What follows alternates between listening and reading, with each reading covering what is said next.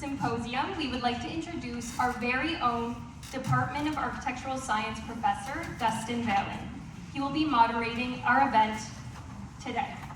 Dustin Valen is an architectural historian, design educator, and assistant professor in the Department of Architectural Science at TMU. His research and teaching addresses the intersection of architecture, imperialism, and the environment during the 19th and 20th centuries. It spans several geographies, including Canada, Britain, and the United States. He is particularly interested in how architectural response to climate shapes socio-natural and socio-political boundaries in colonial settings, and in how material cultures of climate intersect discursively with narratives and race and health in architecture. Please give a warm welcome to Dustin.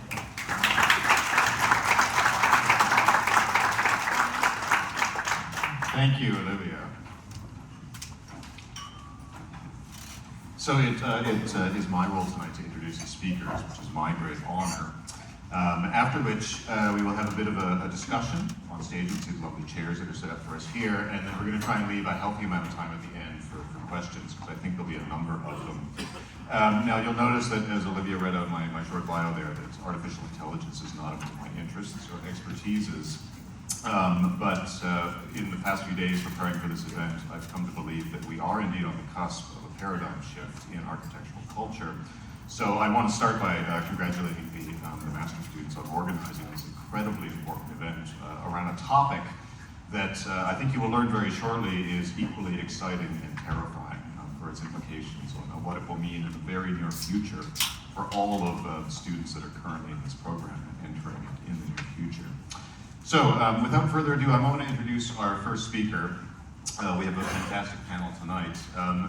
Neil Leach is an architect and professor from the UK. He currently directs the Doctor of Design program at Florida International University and is taught at the Architectural Association, Harvard GSD, Columbia Graduate School of Architecture and Planning and Preservation, Cornell, the Institute for the Advanced Architecture of Catalonia, and SciArc. He is the co-founder of Digital Futures, an online educational platform that operates in 10 languages, a former researcher for NASA, where he developed 3D printing technologies for the Moon and Mars, and a member of the Academia Europaea, Europe's leading academy with over 50 Nobel laureates. He's published over 40 books on architectural theory and design, translated into 8 different languages. He's currently working on artificial intelligence. His most recent books include Architecture in the Age of Artificial Intelligence, An Introduction to AI for Architects, and Machine Hallucinations, Architecture and AI, both of which came out in 2022. So this is, a very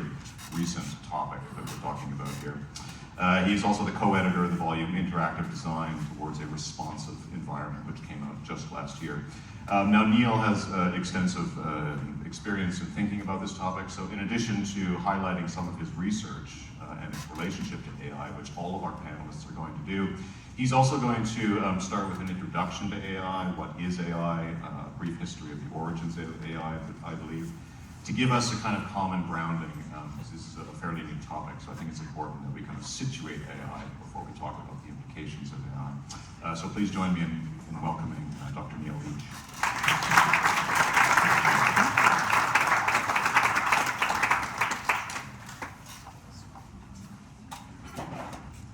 Thank you.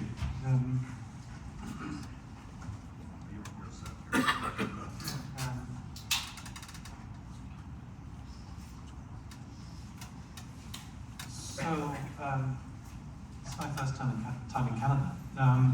Although I used to live in 31 Ottawa Avenue when we were living in Germany, and some of our mail came to Germany via Ottawa for some reason.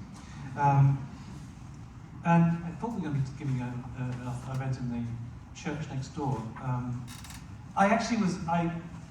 Just to confess, I actually studied in a monastery when I was younger, taught by Benedictine monks.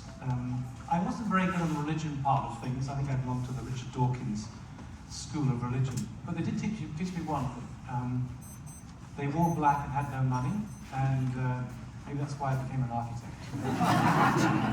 Anyway, today I want to just admit 2 things. It's going to blend into one in some senses. I I want to just introduce you to what AI is. We all use the term AI, but frankly, most people have got no real clue what it's about, and it's important to get some sense about it. I also want to put to you that Toronto, maybe you know this already, is the world center of AI. At least this is where all deep learning neural networks all began. I'm just showing you, I'm sure you've all been doing this, kind of playing around with Midjourney and ΔI and Stable Diffusion, LookX and so on, and showing you the kind of experiments that I do. But what I want to say is that this is not AI. If this is your impression about AI, I'm glad I'm here tonight to tell you it's not. This is just a kind of application of AI. And I think in order to understand AI, you've got to go dig much deeper to understand the mechanism behind it and how it operates. So this is just maybe the tip of the iceberg, utterly superficial in some senses, but there is one aspect about these particular images, about these particular diffusion models, that I think is pretty astonishing, that maybe needs to come into the discussion towards the end when I start dealing with the scary side of AI. And I strongly believe that AI will absolutely, totally change the whole operations of architecture, but it won't be because of these things. It'll radically change the whole way in which you operate, the whole design process, and that will happen in about 2 or 3 years' time when the software comes online. But I won't say much about that right now. I mean, just to give you my impression about AI, I started working on AI and I felt somehow compromised. I was working on a book for Bloomsbury, Harry Potter books. And I told my publisher, I said, I feel compromised because this is both incredible but also terrifying. So I persuaded them to do 2 books, one with a white cover, like an angel, the good side of AI, and one with a black cover, like the devil, the kind of Black Mirror episode view of AI.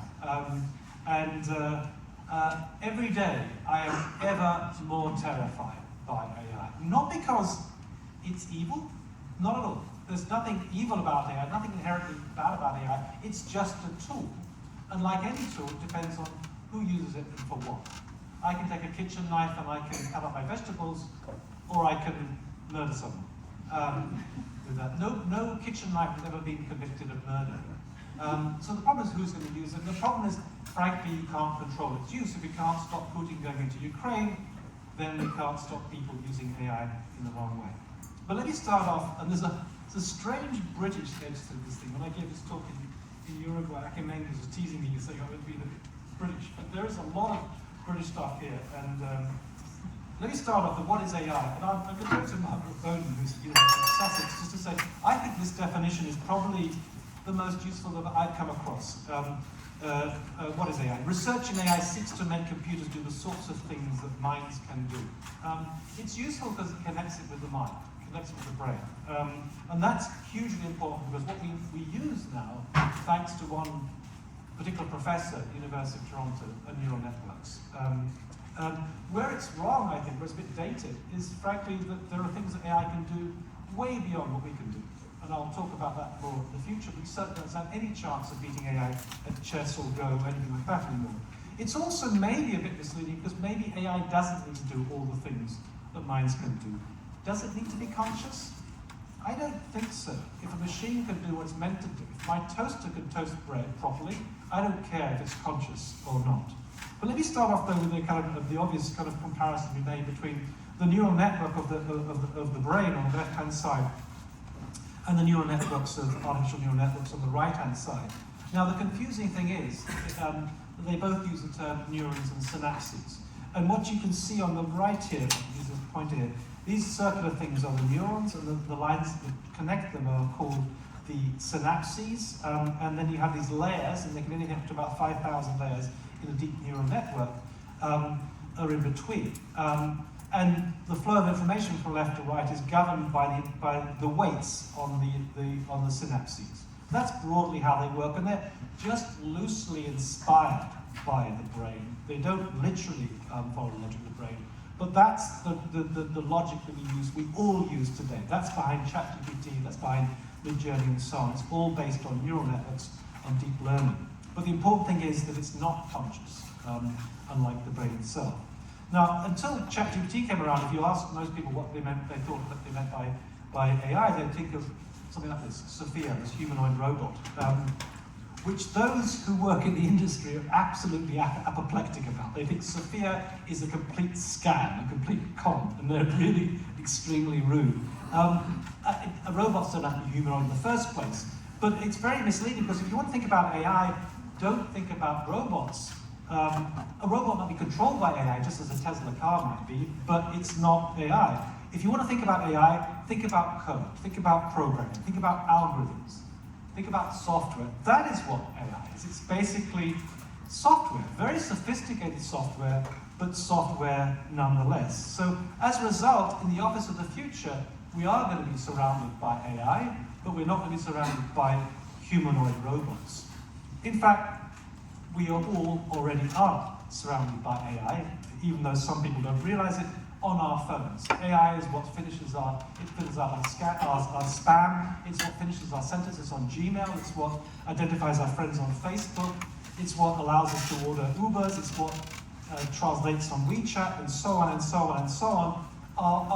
Our phones are completely colonized by AI, but because it's simply algorithms, that's all it is, it's totally invisible. So I made this comment in my first book on AI, it is as though the Earth has been invaded by an invisible, super intelligent alien species. And I referred in the title of this talk is Alien Intelligence, and I explain why I think the term alien makes much little sense. So let me just go on to a brief history of AI. I'm going to Cambridge tomorrow, but I actually live in Cambridge in England, and I bought my house from Stephen Hawking, so I like the notion of a brief history of AI. And it is a very, very brief history. Alan Turing was possibly the first person who conceptualized the possibility of connecting computing with intelligence in this paper published in 1950. Tragically, of course, he died probably by suicide in 1954 and wasn't around for when the term itself was coined.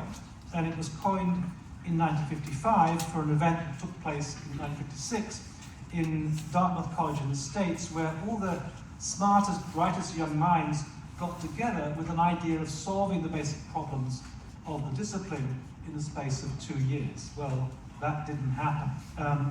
And in fact, in the bottom here, we have the survivors who got back together in 2006, and there's John McCarthy, who actually coined the term. He didn't like the term very much, but he had to call it something. And it's certainly not artificial, it's probably synthetic. And the problem about talking about intelligence is that we anthropomorphize these terms, and we see them in human terms.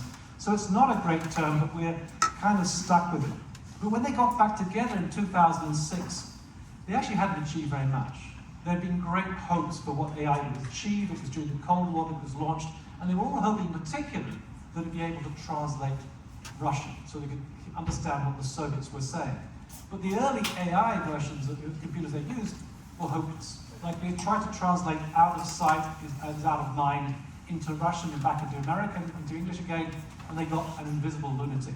So these things were not working very well, and in 2006 they think, and they're not going to work very well in the future either. Basically, nothing had happened. And part of the problem is that they had abandoned one of the ways of working, using neural networks, in favor of the alternative logic, which is called symbolic AI, based on logic. So connectionism, which was based on neural networks, was abandoned. In fact, Marvin Minsky trashed it. He's in the photograph in the middle at the bottom there. And so it's going nowhere. But there was one individual who stubbornly pursued the logic of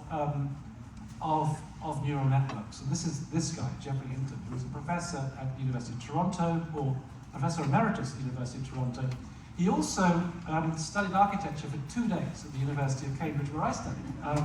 I was talking to Marta Zigari of Foster Associates, and he switched up, and he found out he wanted to do architecture after 2 days. And he said, he's smart, it took me 5 years.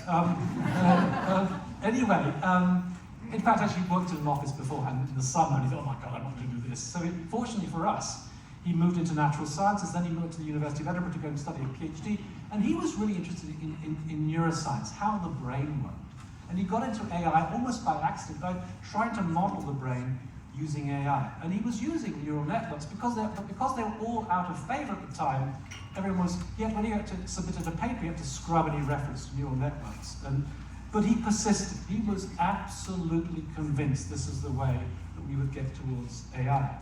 And in fact, what happened basically around the millennium, GPUs were developed, not originally written for the gaming industry, but then they discovered they could really make computers much more powerful and much more fast. And all of a sudden, these neural networks worked, and they worked incredibly well. So there are other reasons as well, I've listed them out here, why this is basically happened. But essentially, it was GPUs that changed the name of the game. And as a result of that, the deep learning revolution took place. Now, deep learning is based on neural networks, and when people talk about AI these days, that is what they're talking about.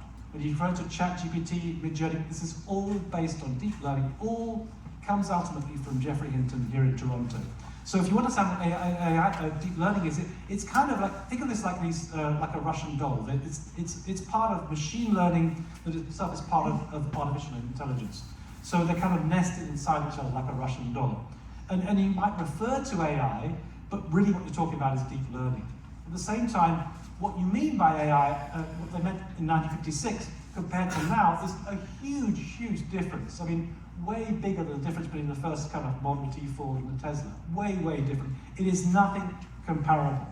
And the event that really, so GPUs arrived and they started using them in computation, but the event that really kicked things off was an event in 2012. Now we've all got facial recognition on our cameras now, it's kind of commonplace. But in 2012 we didn't have that.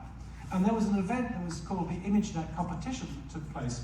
And Geoffrey Hinton turned up with his team, and they had a neural net called AlexNet. And nobody was expecting anything, because this was an obsolete technology. It was a bit like, trying to compete in a steam engine or something. And nobody was joking about it, right? But they completely wiped the floor. Here you can see on the left-hand side an image of a bird, and gradually it goes through the layers, eventually comes up with the conclusion it must be a bird. It's never 100% sure, but it's 99% sure, up to 99% sure. But the point is, using this technology, they wiped the floor, and it was such a shock. I was reading Fei Fei Li's autobiography just recently, and she described it, maybe she's exaggerating, I don't know. She said, it's like the world speed record being beaten by 100 miles an hour by someone in a Honda Civic. Well, maybe that's an exaggeration, but basically it was a complete shock, and overnight everyone thought, oh, yes, neural networks, I always thought they were going to work. And then what happened, they discovered if you can basically go from left to right and recognize a bird, you can also go from right to left with a neural network, and you come up with this completely trippy image, which is known as deep dream, where you could train a neural network on some dogs, and this kind of thing would appear. Now, it's pose invariant, it's lost information as to where things should go, but nonetheless, you get the picture. This was the breakthrough, and the first exhibition of AI-generated art was based on this deep dream technique. And then also in Canada, but not in Toronto, Ian Goodfellow, who was a PhD student at the time in Montreal, he was in a pub somewhere, and he was talking to his friends and said, I've got an idea. And went back that night and wrote it up, and basically we had, as a result of that, something called generative adversarial networks that really transformed this discipline. And what this is based on is basically two separate neural networks. On the left-hand side, a generator, and on the right-hand side, a discriminator. And the generator kind of, out of random noise, generates images that the discriminator judges against a training set and decides whether it's convinced or not. It's a bit like a fake Van, someone producing fake Van Goghs, and an art critic saying, nah, that's not Van Gogh, and so on. But eventually, the discriminator trains the generator to produce something good. Then all of a sudden, this kind of thing happens. This is about 2016, 15, that they started doing these kind of things. And then it took a while before it got into architecture, and I'd say that this was possibly the first moment. In 2019, I put an application to curate the British Pavilion at the Venice Biennale, and it was going to be based on AI, mainly because the UK it all come from the UK in a kind of perverse way, or at least, let's say, the UK more than pulled its weight in the development. I teamed up with Zahidid Architects and with Refik Aragog, who's now an absolute rock star in the world of media art, and we were sponsored by Google. This was a dream team, but we didn't even get shortlisted. It was unbelievable. Nonetheless, Refik decided to kind of take it on himself to basically to take all the work of Zaha, to upload it onto his computer, and it's a very laborious process doing this with GANs, and eventually to use style GANs to hallucinate an image, a kind of image of architecture. Even though Zaha was no longer around, eventually you could use the data set and eventually generate something that looked vaguely like it could have been designed by Zaha Hadid. And all of a sudden, out of the computer, we get that. And that, to my mind, was the first ever image generated by using AI that looked vaguely architectural, and that's the image that we put on the front cover of my book that came out on December 16th, 2021, right during COVID, so we couldn't even have a book launch. And then things happened, people started developing with that. There was cycle GANs where you could use two unpaired data sets and breed effectively architectural work off other things. This is an example of the work of Kurt Himmelblau, the progressive practice in Vienna, and Daniel Bolojan. Daniel Bolojan is the mastermind behind this, the genius behind this, and they're basically taking the oeuvre of Kurt Himmelblau and then breeding it off against geological formations, and they're getting something that is quite new and different. And in 2001, this was state of the art. Everyone was kind of raving about it and saying, this is amazing, and it kind of, typically kind of very glitchy in some way, very low resolution. You had to be a computer genius to be able to work it, and it was very laborious, but nonetheless something appeared, and that was used as the front cover of the second book that I produced, which came out in May 2022, Machine Hallucination, which is an issue of architectural design, which sadly is folding. I was giving a lecture at the Architectural Association in London to the DRL, where Tim studied, in May of that year, May of 2022, and I was saying, when are architects going to wake up to the new world of AI? And Patrick was in the audience at the time, Adi Schumacher, and said, we've already woken up. It's already happening in the Zaha office. Now, what had happened was something new had occurred, had been released, DALI 2, or DALI 1 rather, and that was a very different technique. It's called a diffusion model, and I won't go into it in much detail, but they use Gaussian noise to disrupt an image, and the image repairs itself. It's a much quicker process. It's on massive pre-trained neural networks, generic ones, and it produces something that is much better resolution. And it's interesting, because anyone who says that AI copies, AI never copies. Humans copy, right?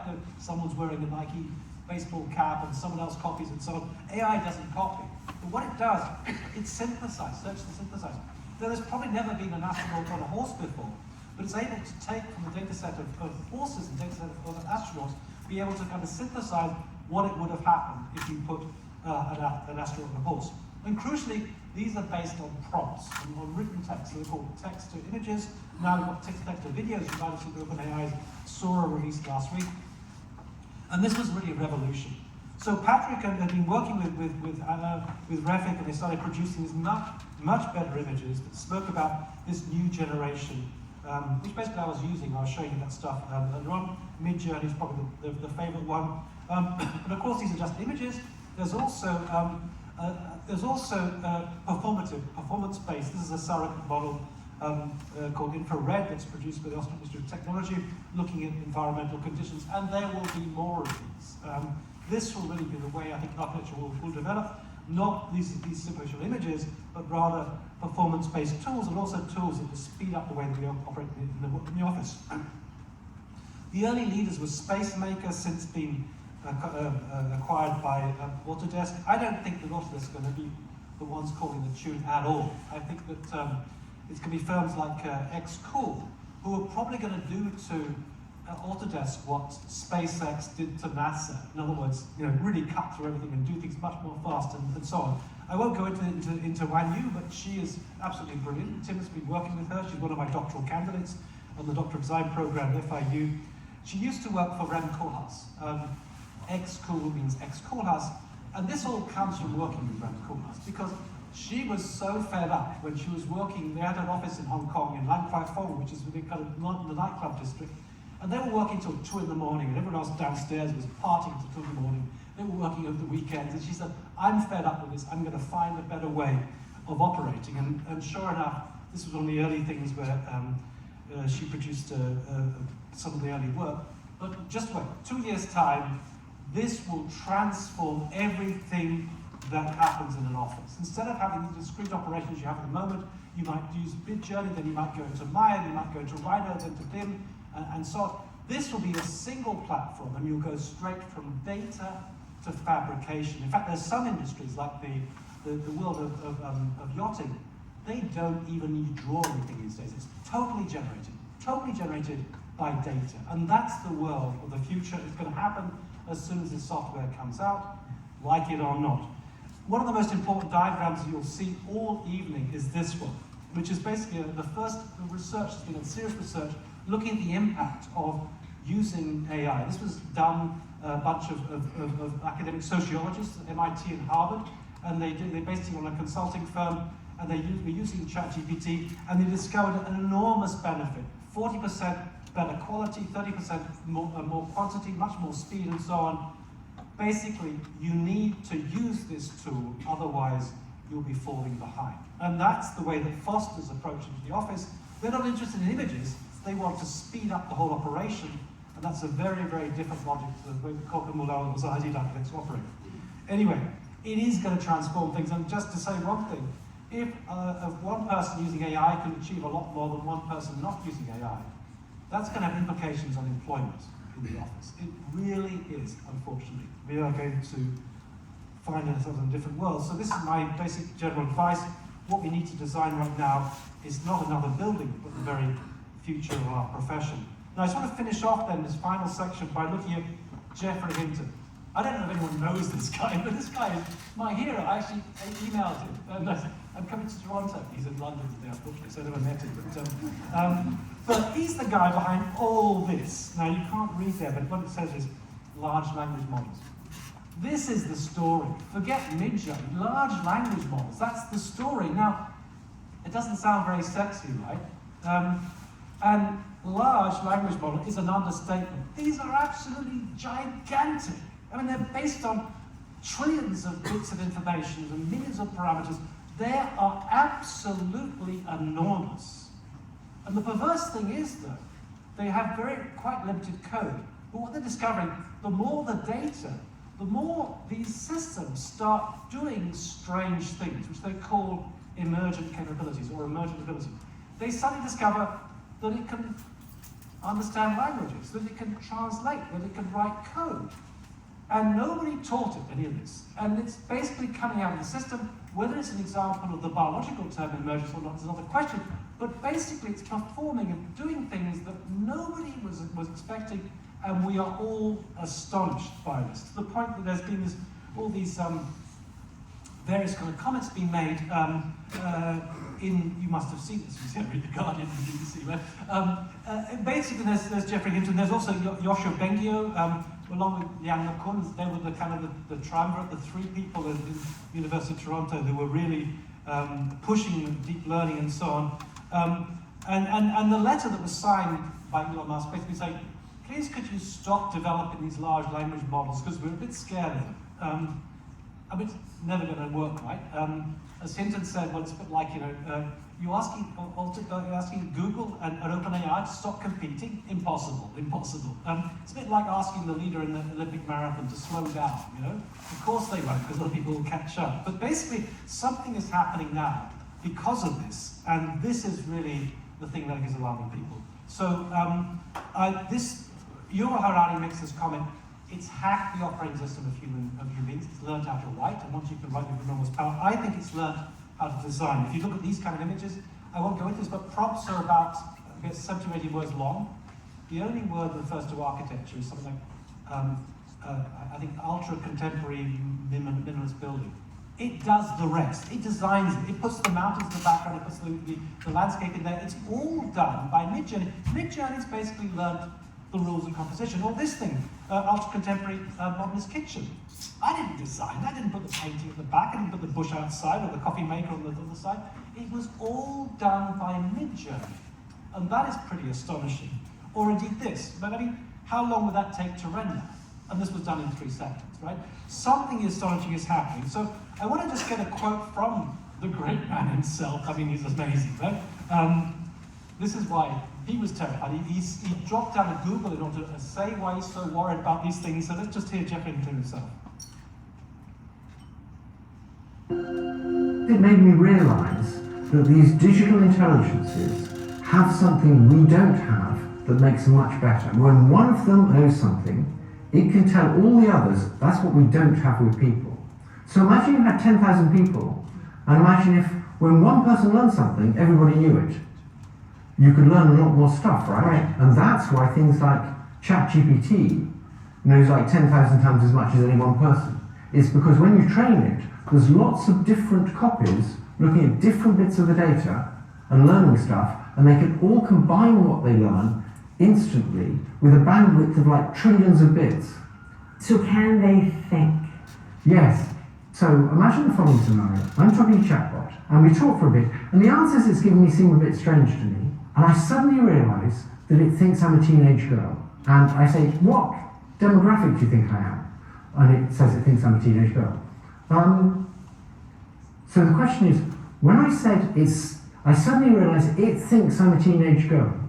Was that a metaphorical use of the word think? Or was that just the same way as we use think? And I strongly believe that use of the word think, when I said it thinks I'm a teenage girl, was exactly the same way of using think as we do with people. And so that was enough to make you say, what, this has accelerated beyond my comfort level? I suddenly realised maybe they already are better, and making them more like real neural nets isn't the point. They're already better than us. They're a better way of doing learning. And if we make them bigger, they'll get much smarter than us. They already know more than any one person. I understand that things could go awry, but I still think that people hear the notion of danger and they dismiss it as hyperbole. I thought it was hyperbole for a long time because I thought these things were a long way off. I thought there will eventually be danger, but I thought focusing on it now is unnecessary because it'll be 30 to 50 years before these things get more intelligent than us. But this combination of realising that they might have a much better way of learning than we have, because they can share knowledge instantly, and seeing things like ChatGPT or Palm at Google that can explain why a joke is funny, made me realise these things are already pretty intelligent, and if they've got a better form of intelligence than ours, then it gets to be much more urgent. So just briefly to sum up, I mean, basically what he's talking about is an intelligence explosion. That they can learn, it's almost like in COVID, our value was when if you got more than one, it was spreading less than what it wasn't. We talk about our value of 1,000. This thing is exploding. And he's, as a neuroscientist also, I think it's important that he's noticed these things. So just to clarify a few other things.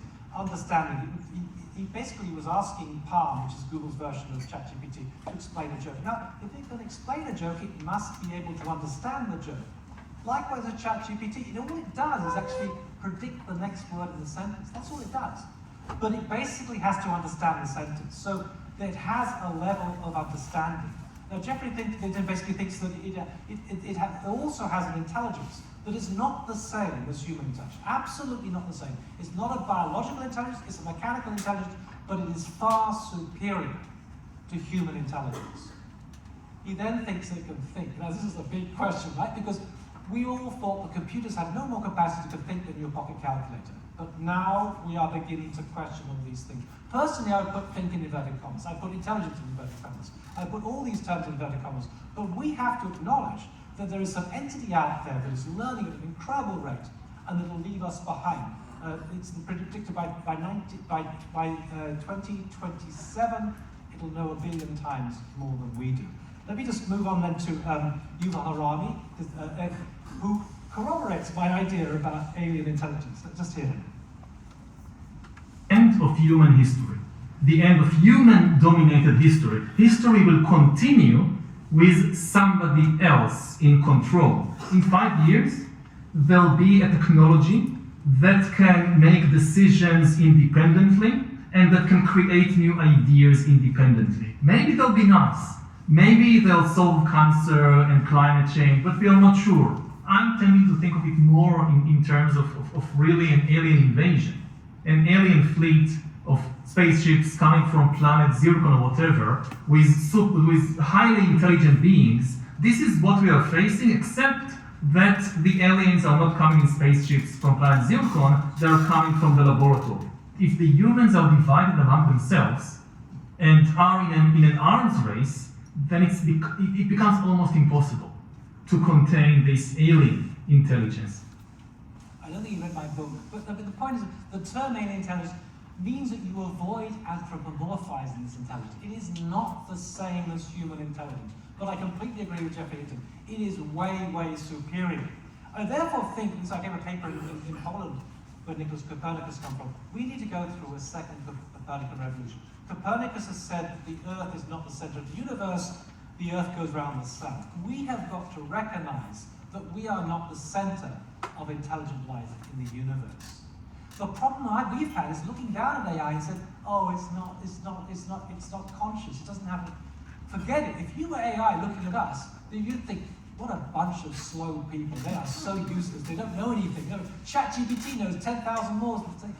We need to change our view. But I want to finish off with another British guy. I'm sorry about this today, but Arthur C. Clarke, one of my great heroes. Back in 1964, he had predicted exactly what Jeffrey Hinton was talking about last year. However, the most intelligent inhabitants of that future world won't be men or monkeys. They'll be machines, the remote descendants of today's computers. Now, the present-day electronic brains are complete morons, but this will not be true in another generation. They will start to think, and eventually they will completely outthink their makers.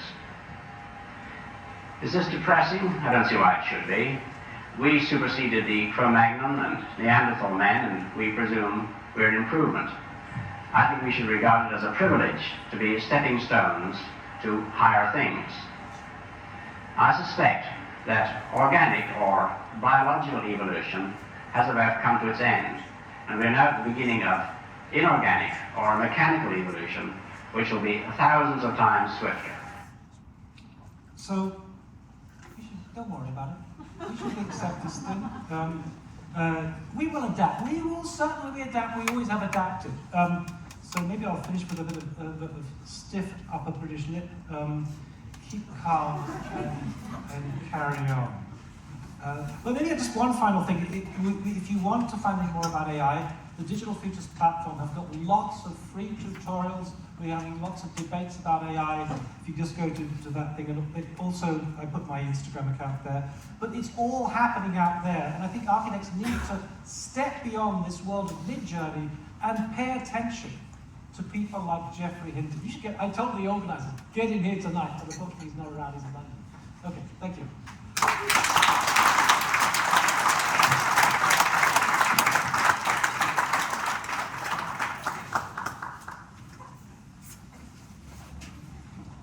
Thank you very much, Neil. If that didn't set the seriousness of the tone tonight, I don't know what possibly could.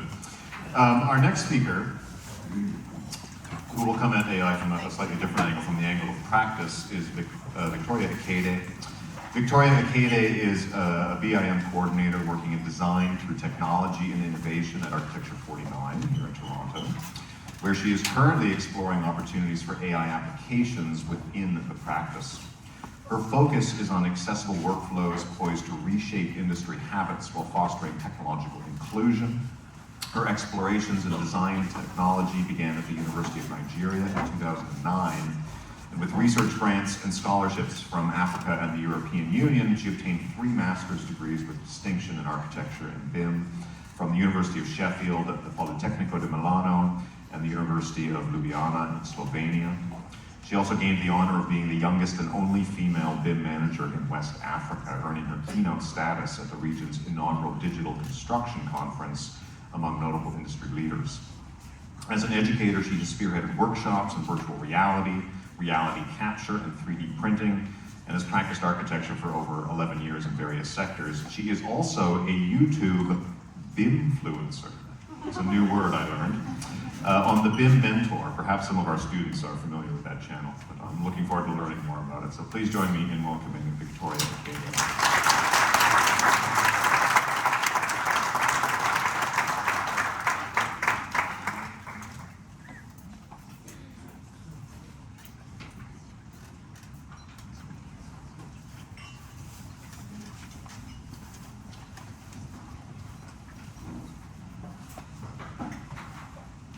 We need help.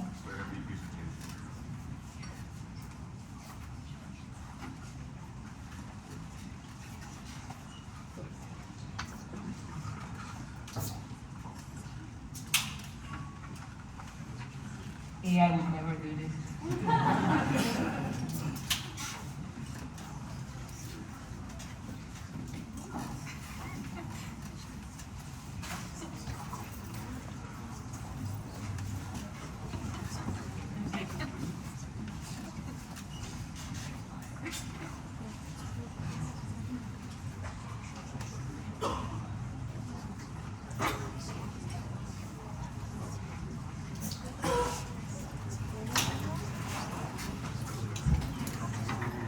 Okay, awesome. Thank you so much. I think that was a much needed break after hearing like human intelligence is over and the world is ending and all of that good stuff.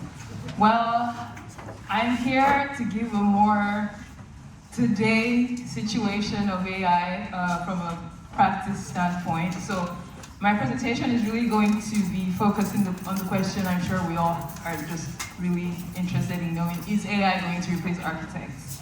Are we out of our jobs? But firstly, let me give some introductions. So I'm with Architecture 49 today, and we're really happy to be sponsoring this event. We are a national leader in some of Canada's most important buildings and environments. We have 6 key areas of expertise in healthcare, hospitality, science and technology, security and defense, sports and entertainment, and transportation. And one good thing about Architecture 49 is that we have locations all over Canada, and regardless of where you work, you're able to have the opportunity to be on projects all over Canada. So it's a really great place to get a national experience of architecture. I'm a BIM coordinator at the Toronto office, and I'm part of A49's Design Through Technology initiative. And what we do is to look at what emerging technology we can implement to improve our work as a practice. I'm also highly skilled at programming. I'm a self-taught coder. I'm good at Dynamo, Grasshopper, C#, Revit, all of the interesting coding stuff. And other interesting things about me is I used to co-own a website design service. Interestingly, the first person who taught me how to build a website is in the audience today. That was over 10 years ago, and I'm just meeting him again for the first time today, so it's a good full circle moment for him. I used to also do 3D printing, so these are just avenues that I personally explore to get more comfortable with my technology side, because I love architecture, but we are a bit heavy on the buildings sometimes. I used to teach English online just when I was a student, and one of the interesting things about that experience is that the students actually taught me more than I taught them, because they were native Chinese speakers learning English from a Nigerian girl, and somehow we made it work, and somehow we learned from each other. So those are just some of the interesting things about my background. And yes, I am a budding YouTube BIMfluencer. If you're hearing the word for the first time today, the barcode on the screen will take you to my channel. Obviously, you know what to do. So back to the original question, is AI taking our jobs, right? Well, I think as architects, our best asset is our creativity. And I know that Dr. Neil has just mentioned that AI has a different and maybe superior intelligence from architects, but spaces are inhabited by people. So maybe the kind of intelligence required for buildings is still human intelligence, I would think. I think that buildings are very contextual, and that the challenges that come from construction are very spontaneous and unpredictable. And as someone who codes, I know that it's not easy to tell a program to respond to the kind of very context-specific challenges that architects have to address. I know if you've seen all the images from DALI and Midjourney, you're thinking, yeah, AI can be creative, but I think that's more artistic composition and artistic expression than the kind of creativity that really makes us valuable as architects. But if we're being very honest, we spend a lot of time on non-creative tasks. There are so many things we do on a daily basis that is non-creative. If you've ever worked in an office or done a co-op or an internship, you know that there was a day you spent just zooming around a model to find the thing, or cutting a section, or tagging elements, or copying a file from one email to some folder. There's just so much work we do that's actually not creative. And I think that that's a waste of our skill set. We have so many problems facing the world today. We have the sustainability goals that we're trying to meet, and we have climate change issues that we're trying to tackle. And we're spending all this time doing less creative work. So I think we really do have an opportunity to implement AI today without the fear of losing our place as architects. The strength of AI really lies in recognition and language. The difference between what we've been doing for the past decade with like Google, which is you just go and search for something and you have to refine your search terms several times to get a result, is that AI is able to take your request in actual human language and synthesize a result that looks at least close enough to what you intended, which is not quite the same thing you can get from a typical search engine. So it's really able to recognize the patterns that we like and the kind of information we're seeking and give us useful results. So now that we know that it's really about the language, and Dr. Neil has just mentioned like the large language model, what does that mean for our industry? How will AI actually shape language? Do we need perhaps new dictionaries? Like, do we need to define how we use language in our industry? Back in 2017, I was exploring this concept with this project I did as a student, exploring the concept of shape grammar. For those of you who don't know what that is, if you think of linguistic grammar as creating sentences using words and verbs and pronouns, shape grammar explores using shapes to create spatial configurations. So instead of having words string together to form a sentence, you have shapes string together to form spaces and spatial configurations.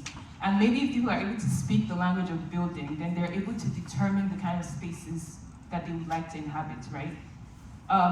Exploring that idea a little bit further, I came across this project in 2020 by a then Harvard graduate who has since founded his own AI company.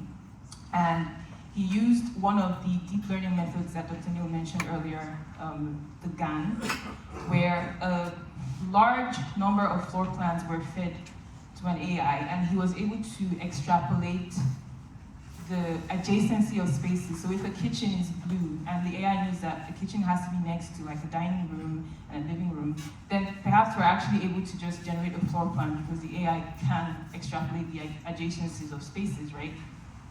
Fast forward to today, we have tools like Hyper that have distilled BIM to what they call the smallest useful BIM. When you think about the BIM model, it seems really complex and really large and really kind of ginormous in a way that you would not expect AI to be able to make one. But if we really distill it down to its elements, it's sites, levels, envelopes, floors, beams, columns, windows, doors, etc. It is in building blocks that can be fed into a system using a specific language. And so yes, that's exactly what Hyper did. They have a text to BIM application at the moment. So yes, the software is here now, today, not in the future, where you can actually just tell it what you want and you can have a BIM model right on the spot. How good is it? Well, we'll have to test and figure out, but the tool exists and they've been able to do that. We also have tools like Swap that's able to take a conceptual building model and create your documentation. It knows how to split it up into levels and create plans that are fully annotated. All you have to do is tell it how you want your annotations and how you want your sections and how you want your elevations and it's done. You have tools like Forma, which was formerly SpaceMaker, and TestFit and Schema that are able to do very detailed feasibility studies that help you determine if the project is a go or a no-go before you've committed resources and time. You have tools like Veras, Corvo, and Firefly that are more popular for visualizations. And the strength of these tools is that you don't need a very strong hardware to get a rendering. One of the biggest limitations people always have with renderings is that your computer has to be the most powerful. But with AI and the fact that it's leveraging remote computing, you don't need to have that. You're able to just focus on your creativity and get through the hurdle of having good hardware. You have tools like Bimit, Luma, Immerso, and Disperse that are able to take a point cloud and make a topography model or an actual BIM model, or assist you with site supervision by comparing the progress on site with the actual point cloud scan.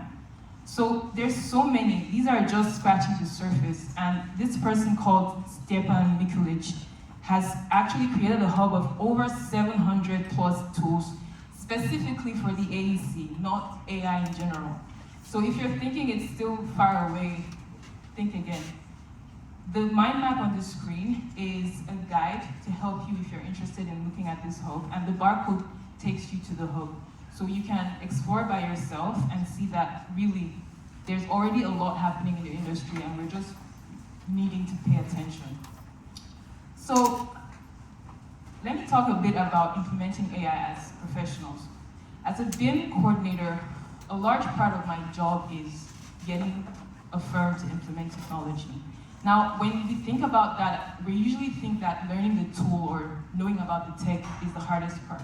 But I'll tell you, whether it's in Canada, or in Africa, or in Europe, or any of the other places where I've been fortunate to practice BIM, the hardest part about implementing technology is establishing trust. How do you get people to leave what they're already doing to try something new?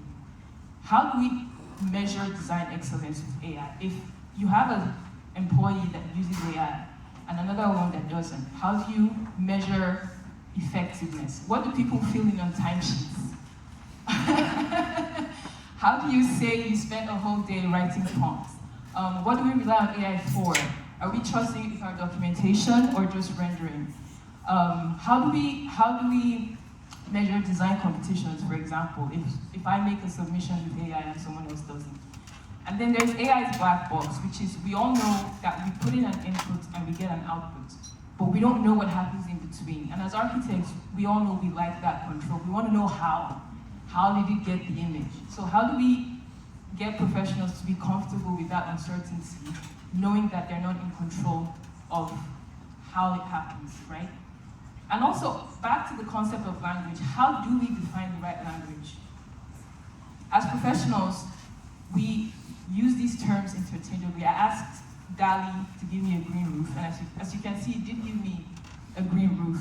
But we all know that's not the green roof I meant.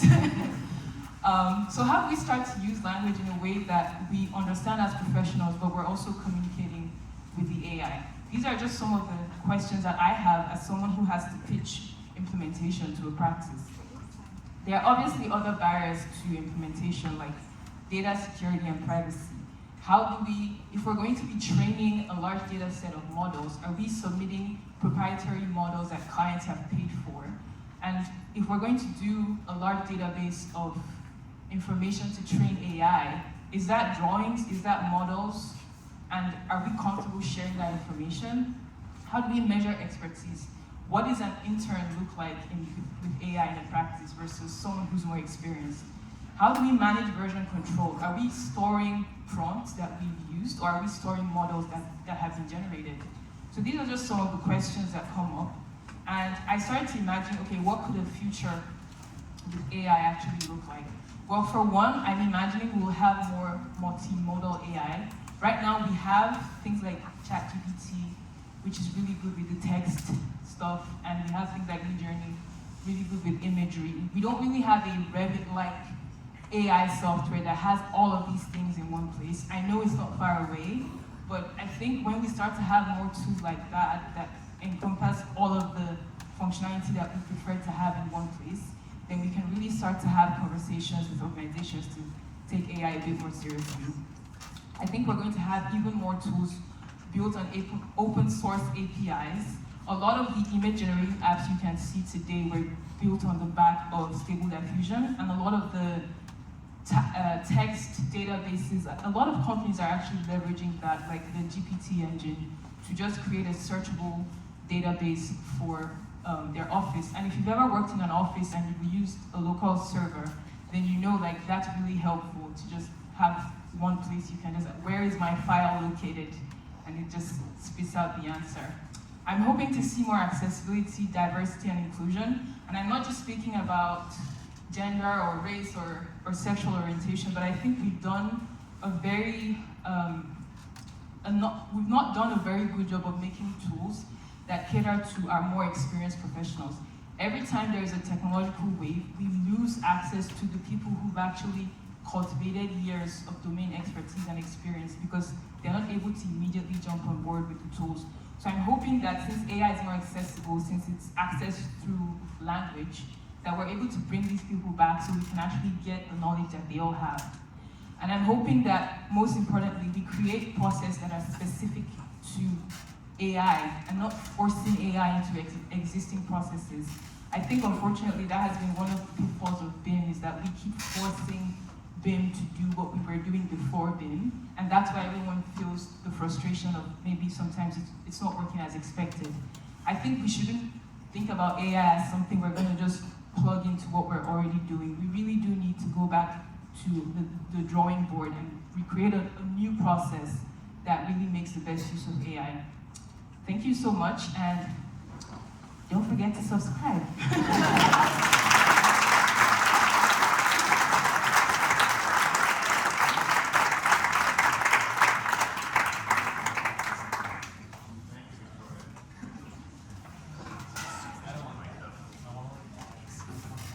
How's that? Better? There we go. Okay, thank you, Victoria.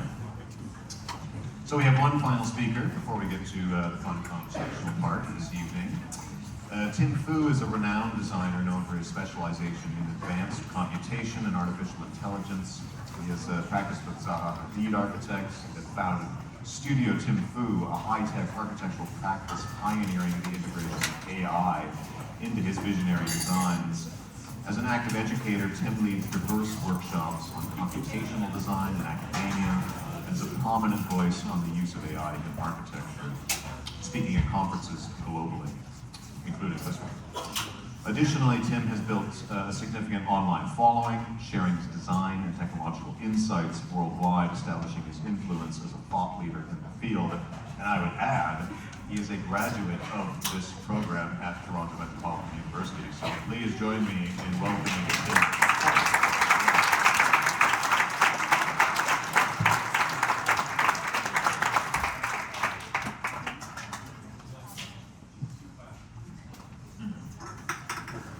Thank you.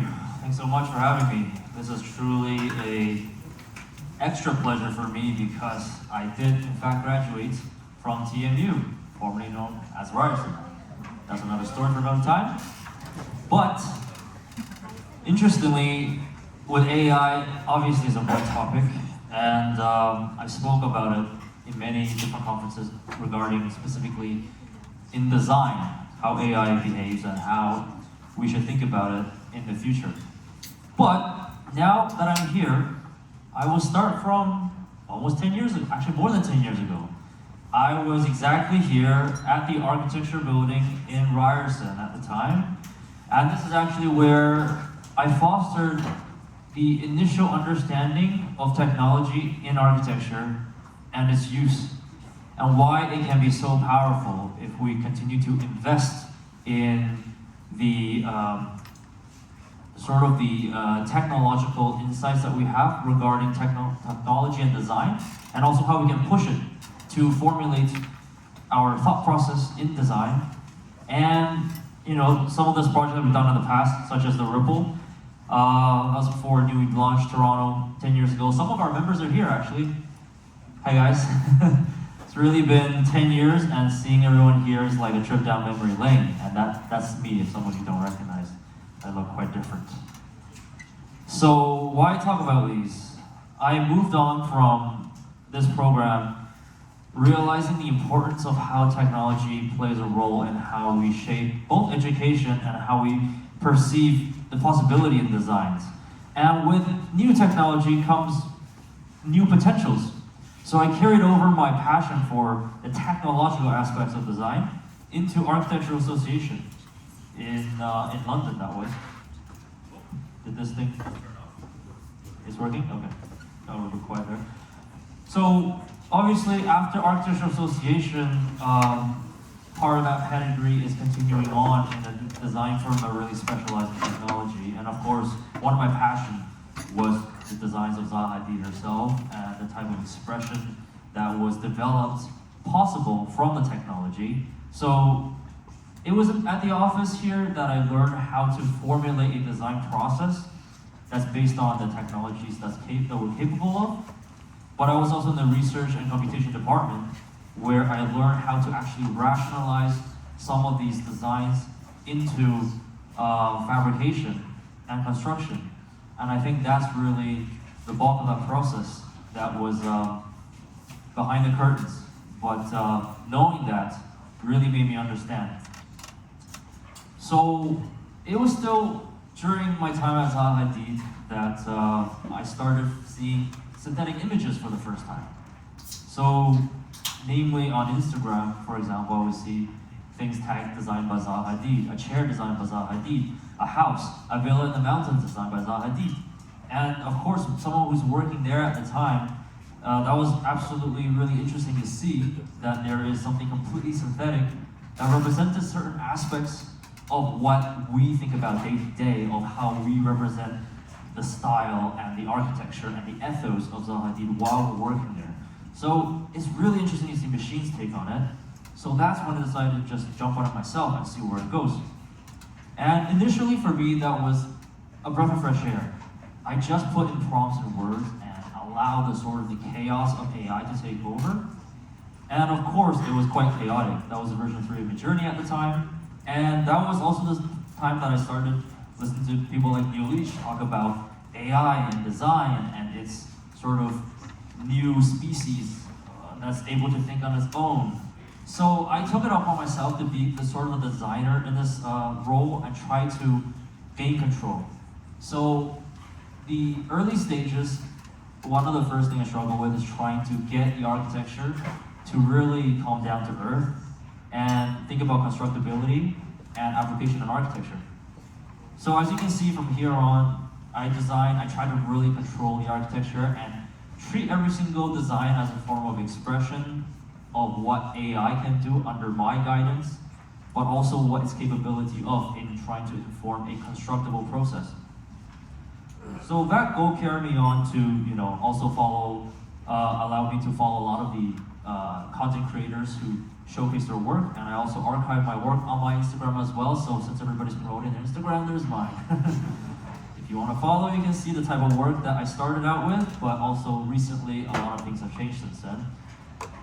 And a lot of the technical aspects of trying to control it is something that I developed over time, namely getting the words to really, it's almost like a form of alchemy, trying to mix and match the words in a way to get what you want. The problem is I am a designer with a lot of standards and a lot of things that I look for. So a lot of what AI comes out, I'm very unhappy with.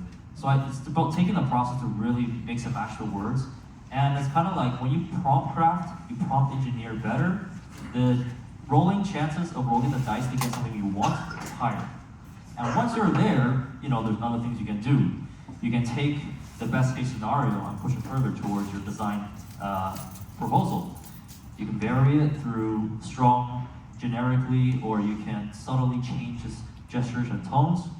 And finally, you can also do what traditional architects do. You can dissect it and just look up different regions and try to improve it locally. So with the capabilities, things like that, it's really where the human input becomes important. It's about not being satisfied with whatever the AI turns out in the first and few generations. So for me, that became almost a form of art to get to this point. For example, the starting point was there, right? a villa designed by Zaha Hadid, if I was someone who just wanted to type it in and accept what AI gave me, this is the results, usually. And it's always something like that. So I think for me, it's about highlighting the difference of the human intention, of the intention of the designer, of trying to not allow AI to become autonomous. And of course, with this design ethos, you can see from a lot of my designs with AI, a lot of my own personalities are consistent. And of course, technology has gotten a lot better since then. And in the span of just 2 years, really, so has my ability in the technical controlling and the understanding of AI and language, and also various other technical parameters that we need to kind of pick up as a tool.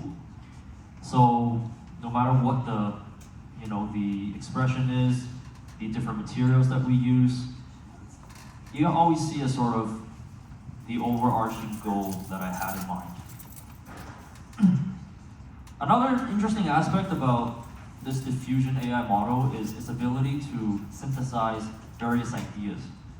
And is doing so, as what Neil has said, is emergent behavior of just being able to mix ideas in ways that you never thought out yourself. So it in itself, potentially, you can consider that as a form of creativity of the machine, but conjured up by the creativity of the human. So I like, for example, mixing here on is like Baroque architectural styles with futuristic expressions, you can call it. I like to look up different aspects of different eras of history, look up, Art Nouveau style, and reinventing that with a modern energy and vibrancy, and just really letting your artistry inhabit the space that is supposed to be AI. And of course, also things in history that we once celebrated, like, ornamentation and maximalism and form expression, and also statues. And for example, I did a project where I just wanted to break down some of these aspects of architecture that's designed by AI and actually try to fabricate it. So I digitized this thing in 3D, and I worked with a skilled stonemason to bring his human handicraft into the process. And this one has been traveled around the world as well, because I guess in a way it's a representation of how we can actually re-embed the human artistry into the process that was seemingly synthetic. And so, of course, architecture now is at we can call it Copernican revolution, or you can call it just a fundamental shift in paradigm, how we think. Really, it's about playing with blocks now. We're reverting architects back to when we're children, potentially, playing with Legos, or before that, blocks. And now, with AI, we can kind of reimagine that process again and bring back some of the play back into architecture. We could think about the process differently. Perhaps you can crumble a piece of paper in various forms and then prompt Frank Gehry and invite a famous architect to come join your design crew for a second. And this is just a click of a button, really, right? And you can do that also with various other architects, such as Hadid, Daniel Libeskind. Of course, I generally pick these ones because they're quite recognizable and their styles are quite distinct. And right next to each other, you can really see a contrast. But of course, it's about the human intention for me, and part of my process is always trying to figure out how to bring my own essence into it. And part of that was trying to see how other ways I can insert human intention. And here I started with a sketch, my own hand sketch, and used that to convert it into a vision of a finished architecture. And of course, that was also prompted by me through my vision and trying to explain to the AI how I want my sketch to turn out. So that whole process, I guess, is a bit of that machine and human co-creation. And with this process, you can potentially also get inspired by nature. A lot of forms in nature that are quite charming, you could call it, but in a click of a button, it could potentially be a proposal for a residential high-rise. So these are just a few examples of how I use AI to bring about new ways to think about design. But really, I think it's also about my goals of trying to push this technology further. And one of the biggest decisions I made last year was me leaving the office of Zaha Hadid after I have worked there for quite a while and been experimenting so much with their styles and with AI. And I decided to form my own office. And I think really one of the biggest factor has contributed to this revolution, I would call it. I felt myself being at the point of this revolution of AI where there needs to be a fundamental rethinking of how architecture should be practiced as a collective. Because we're now at this architectural design process that's potentially, you can call it post-AI. I believe future historians will definitely talk about the post-AI era of architecture. And now, just a very basic example of where we are at the very moment, not even in the near future. At the moment, various offices like Zaha Hadid, like mine, or like the other co-panelists like Always Speak With, from Foster, from Eric Ingalls, from Heatherwick, they all have a crew working with AI. This is no joke. They have multiple sketches with AI, and it's all about the abundance of options. So I think that's really powerful because we are now at a point, we're at the era of abundance, as I sometimes like to call it, and now the human artistry is more important than ever to distill from the abundance. So with all that we see with diffusion, we call that sketches. We don't call them refined architecture because it's something that needs to go through the human process. Now it goes through the process of detailing, of refining, of addressing the context, the culture, the human need, and the specific intentions that we have to address for every single aspect of architecture that is beyond formalism and visuals. And that's all the stuff that's behind the curtains that we're doing after or alongside AI. Now, of course, other technical things that AI can do very well is optioneer. Optioneer and build upon human processes and just be a good coworker, if you will. It's just there to give us ideas while we're trying to refine as humans. And of course, there's certain aspects of it that's just really astounding, like being able to take your model and just render it in a matter of seconds. Like, I feel some of these ideas are one of the most applicable and immediate results of this technological revolution that will disrupt our industry. I have friends working in the rendering companies that are now learning how to adapt with AI because, like they say, it's adopt or die. This is the moment where we really have to feel a little bit threatened when they're able to do tasks as such in a matter of seconds. And of course, our team we have a dedicated research team working with various aspects of AI as well, like Stable Diffusion, LookX, and various other ones. And part of our process is developing it for large-scale and small-scale projects. Like, we also deal with urban-scale projects in which we literally take the site and we allow AI to give us ideas quickly. And with Stable Diffusion, such as this one, we're able to actually still, locally adjust the regions of the architecture, bring a little bit of heritage into it, bring a little bit of other styles. We can pre-train, we can train LoRa's, and I am not too hands-on the technical aspects of this, but my team are dedicated to doing some of these processes in which we can then develop proprietary, AI technologies for the aspects.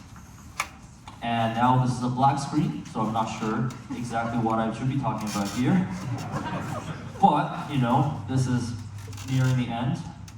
And of course, everything is here for us to speculate. And we are really at the point where we're just trying to test it out to see where it goes. And I really have to be on the forefront to be able to explore all these things and to have a client base that are also really enthusiastic and invested in this process, because it really, to them, they told me that they see a breath of fresh air, which is really one of the main reasons they approach us to work on these big projects. And of course, everything that I've done so far since last year to now is a very short time for the span of architectural practice. So everything is all under NDA, but really I'm just waiting for the day for me to just showcase to all of you guys all the amazing cool stuff that our team has been doing since the last year. But that being said, just to conclude, you know, we're at this point where everyone is still trying to figure out where AI is going. And of course, there is a lot of valid fears, as Neil has pointed out. And there's a lot of technical expertise, as you have done so as well, Victoria, with your amazing presentation. But we're all new to this. Like, I've done this for 1-2 years, and the technology is always progressing. Every time something new comes out, we're all at square one. So I tell the research team, and also tell the students, I've just recently become adjunct professor as well. So literally, education is a big part of what I'm trying to do.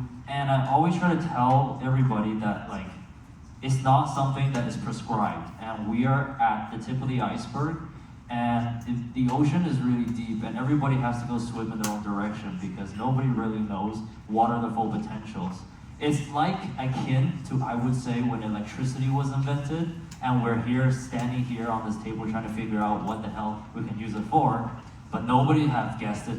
VR goggles, ChatGPT, you know, the whole, the use of coal stopping, like, you know, there's so many other stuff that there's no way for us to tell. And like people at Google and Silicon Valley, as they say, you know, we don't talk about things beyond 5 years. We're just not allowed to, because it's impossible. Even 2 years nowadays, at the age of AI, is difficult. So with that being said, everybody just explore, because, you know, the world of AI is wide and vast, and we have just started this revolution. Thank you very much.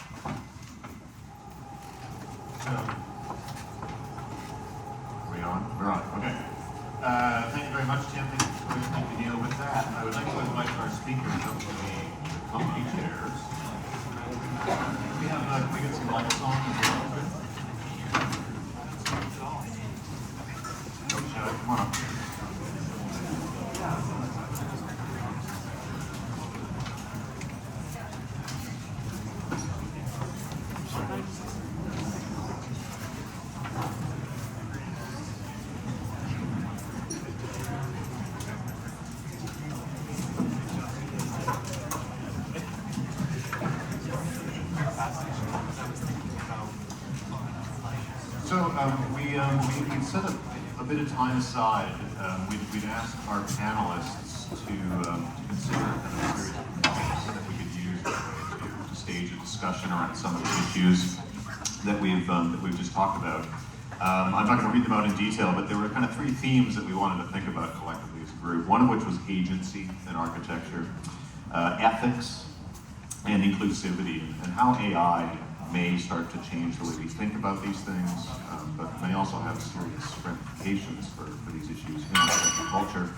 So, I mean, thinking about agency first, I mean, it's interesting, you know, Victoria, you spoke of AI as a tool, right? It's a very practical kind of tool. Tim, you spoke of it in terms of co-creation, and Neil, I've heard you before use the term prosthesis, right, about AI, so very much an extension of ourselves. And we're seeing it applied as a tool currently. But there is a future dimension to this question as well, right? When we start talking about tools that are potentially 1 billion times smarter than a single person, is it fair to think of that as a tool, as co-creation, as a prosthesis, or does it start to call into question the agency of the designer themselves? What is their role in this equation now? It's a big question. Neil's reaching for the microphone. Maybe we'll let him kick it off. I just think when you talk, you have to use the question when, you know, because everyone thinks of the now, but frankly, things are speeding up, and I think the old models of the past that we were talking about, Moore's law, are totally obsolete because the speed of knowledge transfer is leading us all behind. But it is going to happen very quickly, and we've got to be alert to these things. So the question of when is absolutely true, and I think what might be true in 2 years' time, and my point about of course we have these tools now, but they're not really AI. really, seriously. I mean, the stuff that Autodesk is churning is not AI. I mean, literally, I was talking to Foster's guys, that's not even AI. What do you call it? And what I'm talking about is when the next cool revolution happens. Those guys have been working on this 2016 with deep learning. That is when it's going to happen. So it's going to be a question of and they're not telling anyone, because nobody wants, I mean, I know because Wang is one of my students, right? But no one's letting know. I mean, we couldn't see from Tim Fu his non-disclosure agreement project. No one's telling anyone, but I can tell you, it is going to happen, and that's going to radically change things. And if you think about just the pure logic of things, you know, it is going to be learning from us. Very soon, there's going to be, Mohamed Saleh, who's one of the co-founders of DeepMind, it has a project for launching a personal AI, which is called Pi, Personal Intelligence. And that's going to be, ask me questions, I'm going to refer to Pi in the future and get advice from that. But that's going to learn every single thing from us. It's going to be learning from us to eventually the point it knows what we want. So we're going to have AI not sort of asking us the way. It's going to be recommending things to us. So eventually we'll get to the stage where frankly our role is going to get less and less and less and less. And I just think that architects need to be aware of this, because I've so many times had people tell me, no, it's not going to affect us, not at all, you know? Well, that's not what people say. That's not what the experts say. And we've got to be prepared for that. That's why I'm saying we've got to design our future ready for that. But it's going to be over time, and it's going to gradually kick in, not quickly but kick in. And the question is when. So, yeah. Yeah, I'll go next. Yeah. That question, as someone who I've spent a majority of my career in BIM, building information modeling, which BIM is not Revit, but for the most part, it's kind of Revit. I think that a lot of designers have actually relegated their agency already to the tool, i.e. Revit, because just looking around Toronto, you can tell that something has changed in the way we approach design in the past decade. We now just have glass boxes, whether that's politically correct or not. I think it is inevitable that we will lose that agency, just because if AI does get to the point of actual intelligence, which is the point Dr. Neil is trying to make, is that right now we're just leveraging deep learning, but real AI will be intelligent. I think they might come up with better spaces, because we humans have kind of relaxed a bit, in my opinion. Yeah, and I think the question should be answered depending on how far we're talking, right? If we're talking near future, I perceive a lot of ways in which we are part of this process. For example, things that I've showcased. If you don't have the human designer and think about the human agency, and then address the human needs, which are fundamentally human values, right? Both aesthetic, cultural, contextual, or architectural, whatnot, then you're letting machine churn out whatever is the product, and we're just allowing humans to accept those products. In that automation process, then yeah, we're gonna be in a dystopian world where, you know, humans are probably the product by then, and we're just fed architecture or design in the form of pure fuel, consumerism. And the values of human architecture and design, I think it goes far beyond just consumption of it. So, yeah, in the near future, definitely, I feel what we are doing is quite important in trying to distill the human essence in this entire process to make sure that we're never lost. But in the distant future, one of those hardest things to speculate, I do believe that there is a sense of creativity and agency in machines themselves. Now the question is whether the machines are able to really understand what human needs on a fundamental spiritual and artistic level that really fulfills us. Because at the moment I still see it as a very human process, but my mind is open to be convinced if I see the machine behave in that way. Because I don't know the answer. I'm a designer and I do architecture, and I have to judge it based on what I see. And from what I see with machines, it has technical capabilities, but I see the technical capabilities being elevated with the input of the human only. And it's the consumers of the end product are also human. Us. We are the consumers of architecture. So I think it needs to consult us more or less, right? If you're designing a house for a monkey, it will probably be better if a monkey can speak to you and tell you what they want. Even if they are a dumber species. We could be the dumber species and the aliens can be smarter, but we still need an ambassador almost. Maybe I'm the monkey architect, trying to get the alien intelligence to design for us, so that it's for us. Tim, I think humans are overrated here. I mean, really, I think the problem is that we think we're hugely creative. Based on what? No? And I think what we're just finding out is the kind of things you can generate using these tools are way beyond what we even thought about. I think that's why I use that model of the GAN actually to understand what's happening with the diffusion. I know it's very different, but what we're good at is discriminating. We're very good at sniffing a perfume, tasting a cocktail, immediately we know if we like it or look at an image. But we're not that good with our imagination, I don't think. So the prosthesis thing has been implementing that. It's been, our rather impoverished imagination, frankly, has been enhanced by this tool to say, what about this, what about this? I never thought of that, never thought of that. That's what's happening. But I really think there's a danger, and I discovered with my students, they all consulted ChatGPT this last semester. There's a danger of falling into the line of, machines haven't got empathy. We're amazing. Look at my design. And I talked to you about this. And they said, stuff your empathy. If it produces a better design, who cares? And so I had my students saying, what about if? And then I had two other students who were really, really good. I thought they were kind of interesting. Said, oh, actually, we take a very different view.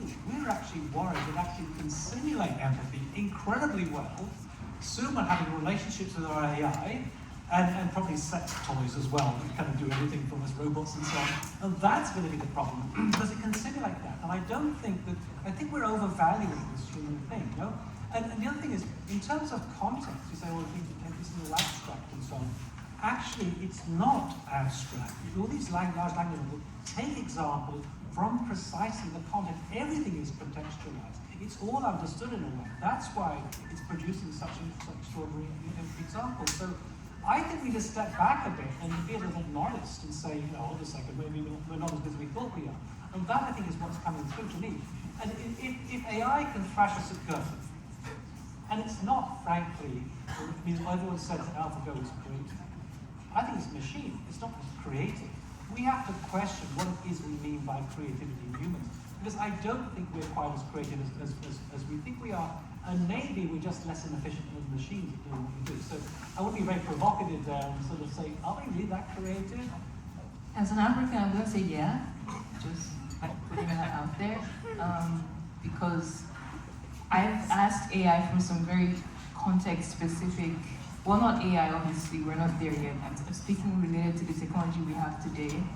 It's still very reflective of the people making the tool. We haven't gotten to a point where it knows that when I ask for children playing outside in Lagos, Nigeria, I don't need to see an acacia tree with the stereotypical image that is only available online. So yes, I think we are still a long way from losing creativity as humans. I'm not saying it won't get to that point, but as of today, I am going to stand on the side of yes, we are still more creative than AI.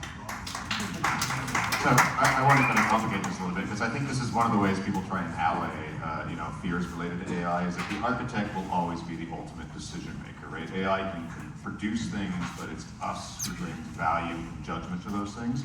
But this raises an enormous problem, particularly in educational settings where most of us are involved. You all taught as well.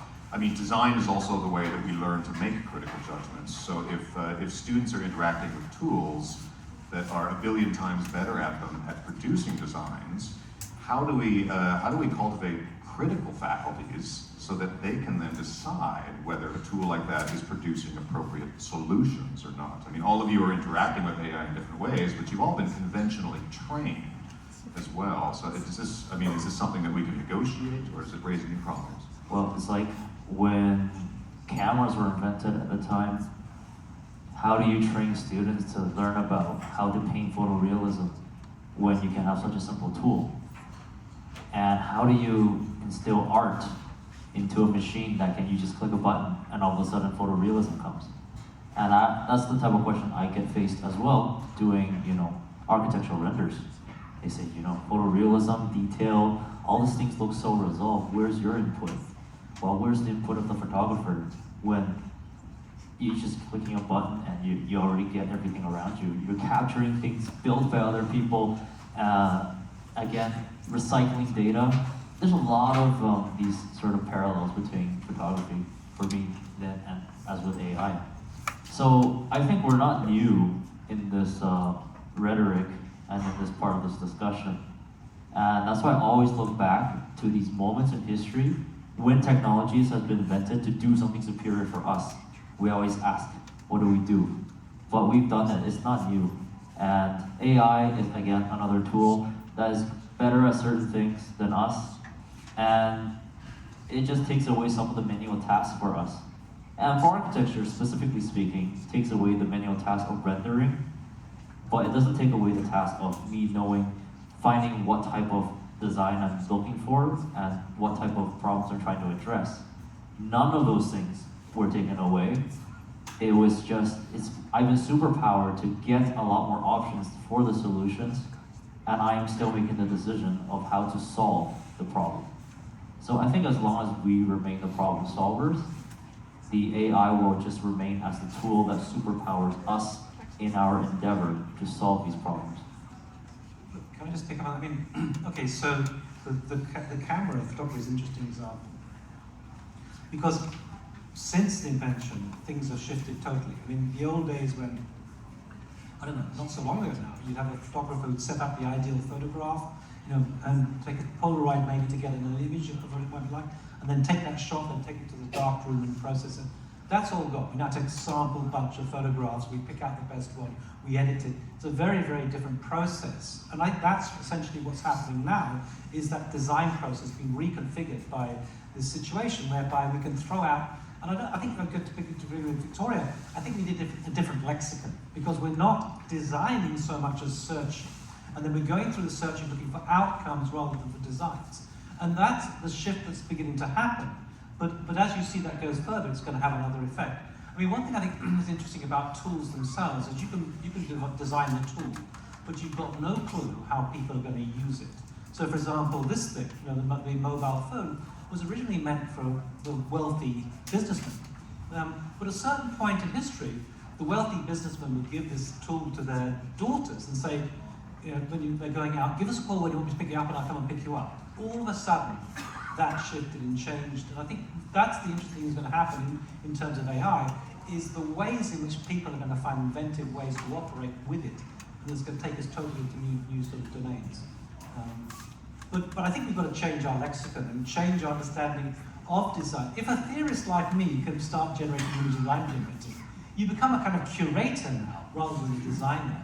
You're selecting from this, and everybody's, I find the actual designers, some of them are unempowered or disempowered by this logic. And people like me or Lev Manovich, who's a theorist of art, he's churning out art the whole time and having suspicions. It's shifting the way we operate completely. I mean, part of that shift too, and Tim, you alluded to this, and Victoria as well, right? The ability of AI to take over, you know, seemingly kind of mundane or routine tasks. So, you know, the flip side of that, which will be alarming to many of the students in the room, I mean, it's been suggested that if every practice embraced our current set of AI tools, we could probably reduce the architectural workforce by about 30%. And Neil, you suggested that number may climb as high as 80%. In the not so distant future, you know, thinking about the production of floor plans, thinking about site work and other tasks. It's task specific. You can't talk about architecture as a whole. I mean, renderers, as Tim was saying. I mean, I wouldn't want to be a renderer now. Might be some here. It kind of bleeds into the kind of the ethical dimension of this as well, and then thinking long-term about the nature of the profession. You know, I mean, most people's first jobs, you know, when they graduated 10 years ago, was sitting in the corner of the office detailing curtain wall on some massive project, right? So if those tasks are eliminated now, where is the scope for all of these people that are coming out of schools of architecture now to become part of the profession, right? We can't all be in the position of being, you know, value makers and judge makers. How do the people entering into the profession start to find points of entry now with these new I tools? think we're still kind of like repeating the history where the new technology comes. There can be technologists, there can be researchers, and there can be people that are doing that side of the work. And I believe with AI, it opens up the domain of a new job market as well. Like for example, my office right now, I just made a job posting last week looking for ML researcher or AI technicians.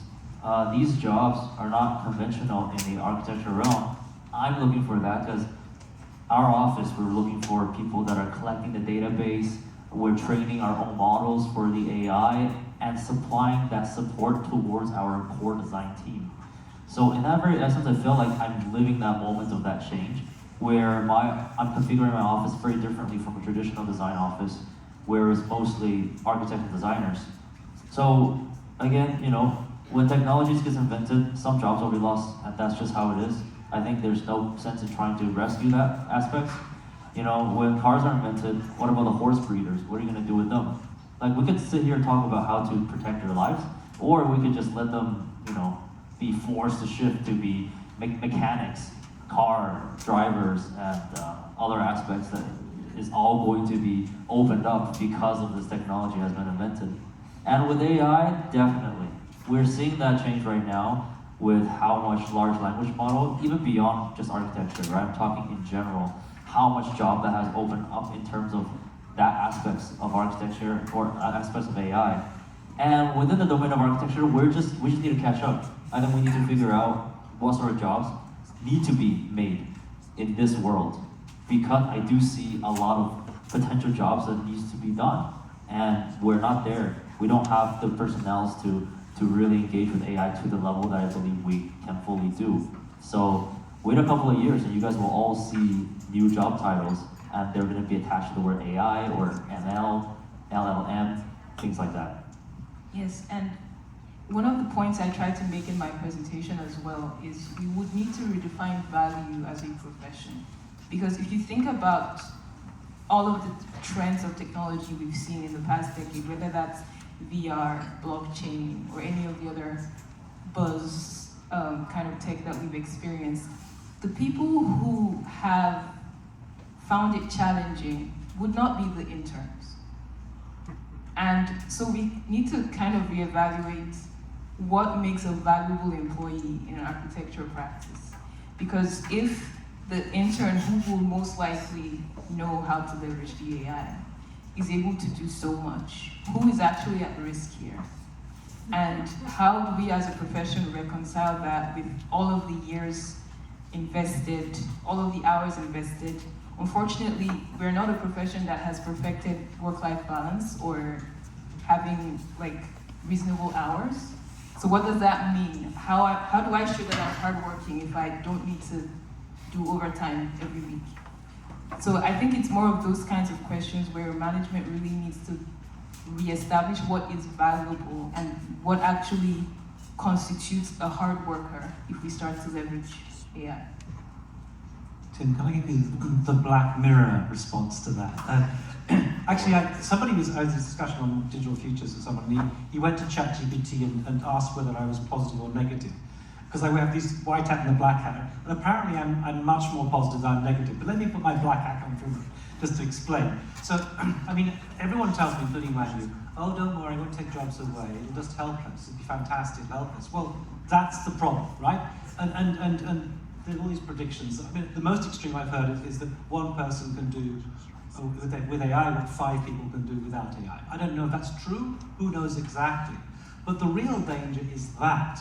Now, the real danger also is that companies like yours, or indeed other friends of mine who've got AI-empowered companies, can do incredible projects with 4 people in the office. Now, the situation might just happen that, you know, as things get tough, you say, okay, I can do that project for 3% rather than 5%, or maybe 2%, you know?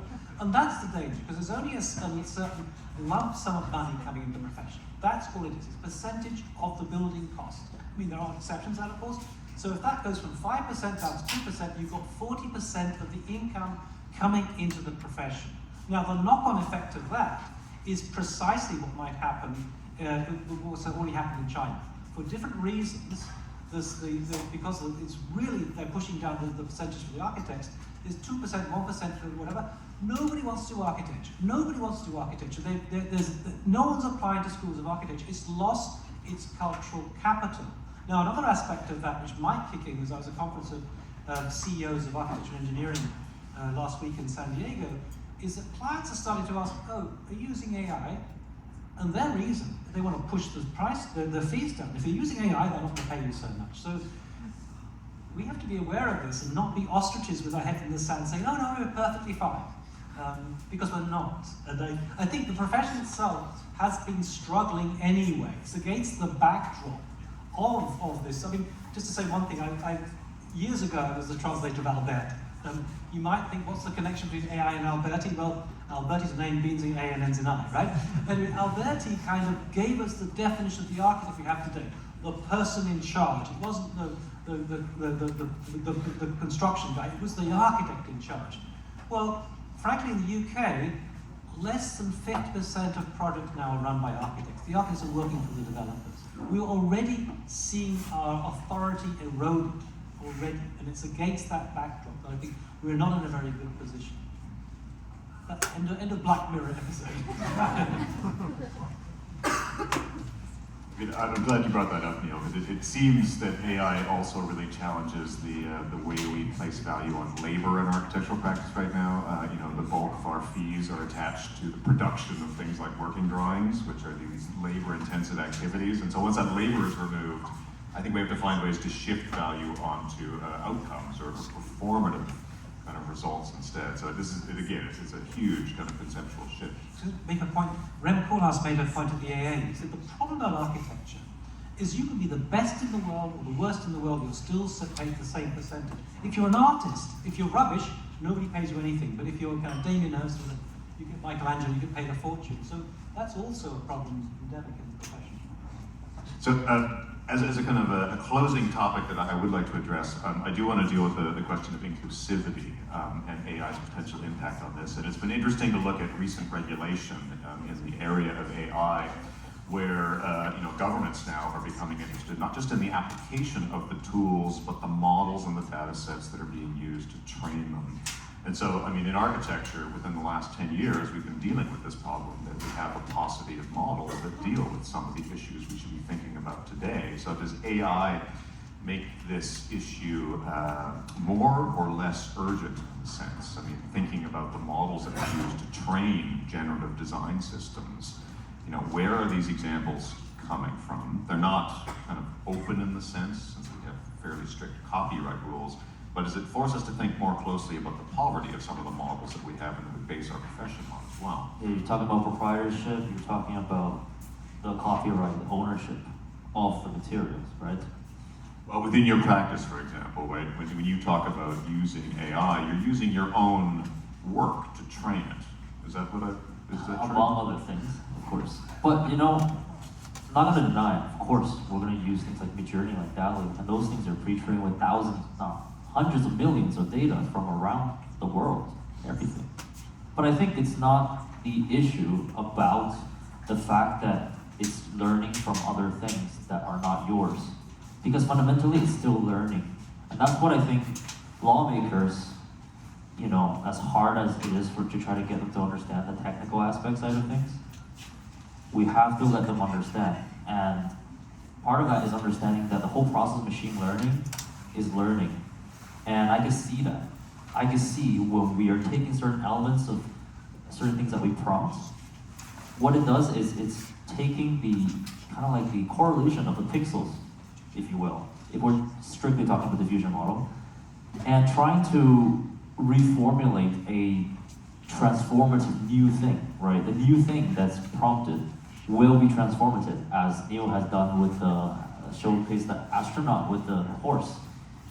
Somebody had to put those ideas together, and nobody looks like that particular astronaut exactly, and neither does a horse. And neither does it work for architecture either. So that alone makes us generate things that can be transformative. If you prompt multiple different architects that already exist to generate something new, and it looks new and it behaves new, then you're contributing to that process. And if you look at those architects, they're also inspired by their predecessors before them. And you know, if you're gonna do a rectangular building, I can also say you're copying Corbusier or whatnot, or Mies van der Rohe. And you know, like I would say, like every era of architecture and culture is built from the backbone of predecessors. So like, there's no postmodernism without modernism. Like, there's a thing. Like, no human culture and art comes out in a vacuum. We're a continuum. And with that being said, I think AI is the natural progression of this continuum, because we're taking things that also exist culturally, historically, and then using our human intuition to create things new out of it, things transformative out of it. And that's what we do in our role. So yes, machine is learning, but learning itself is not copyright, and style is not copyrightable, and it shouldn't be. Otherwise, we'd be living in a dystopian world where Zaha Hadid must sue everybody that does curves. Lack of better words, yeah. Could you clarify? Were you asking about the copyright of the training data set or the diversity of the training data set?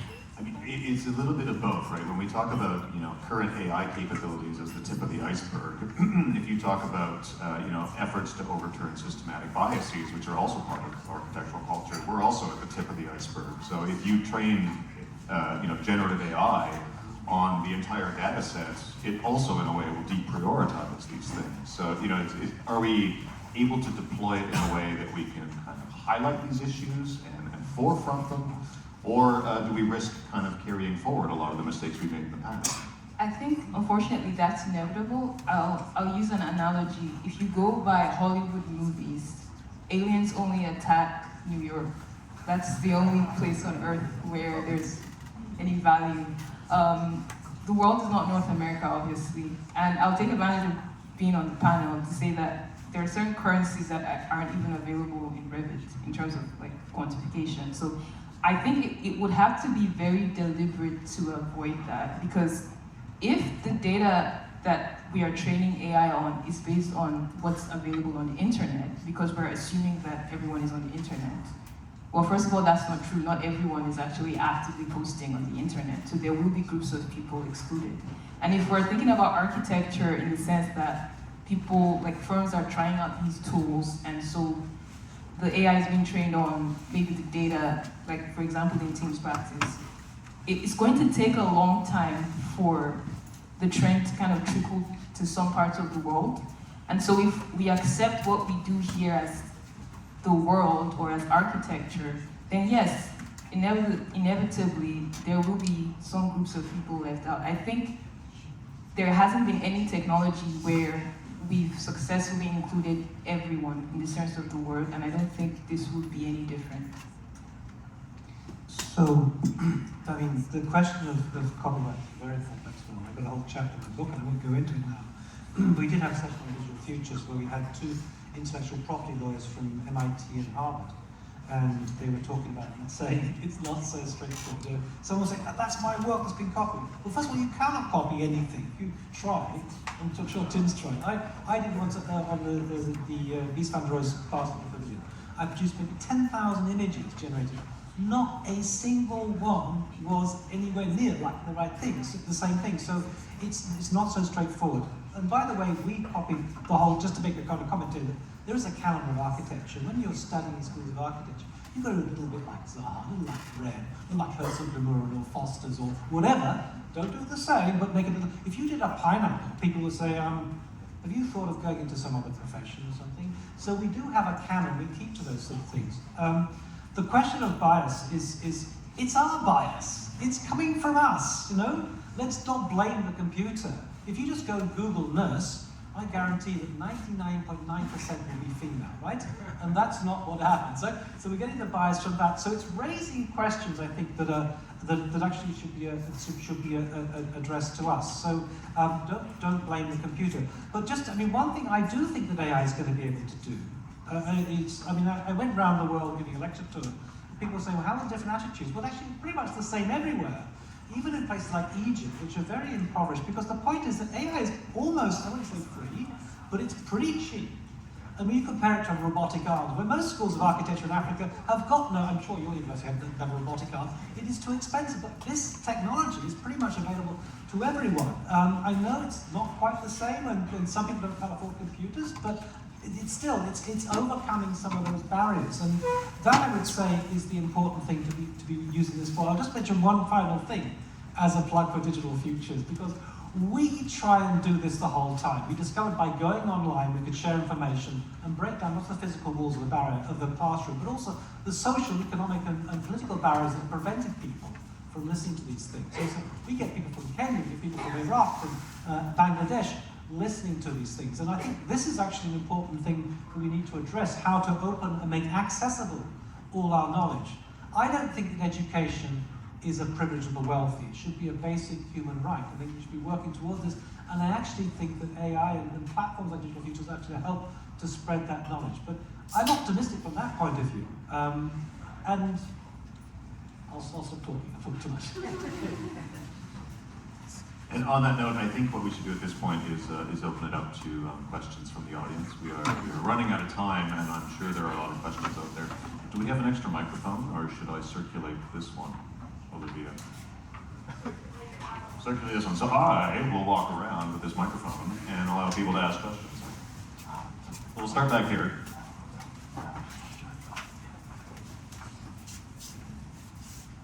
Thank you guys so much for your presentation. So it's interesting how as technology has evolved in the past, the value of human creativity, despite our imperfection, has never disappeared. For example, the innovation of photography was mentioned.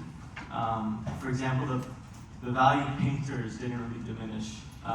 If anything, many times, people prefer the human touch towards an art instead of a camera's touch.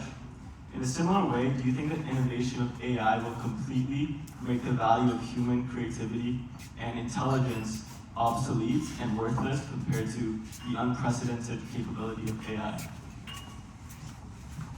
Well, I think that's the same answer I put for the photography. Like, it's an analogy to showcase why we're just, repeating history. Because, again, the technology is good at certain things.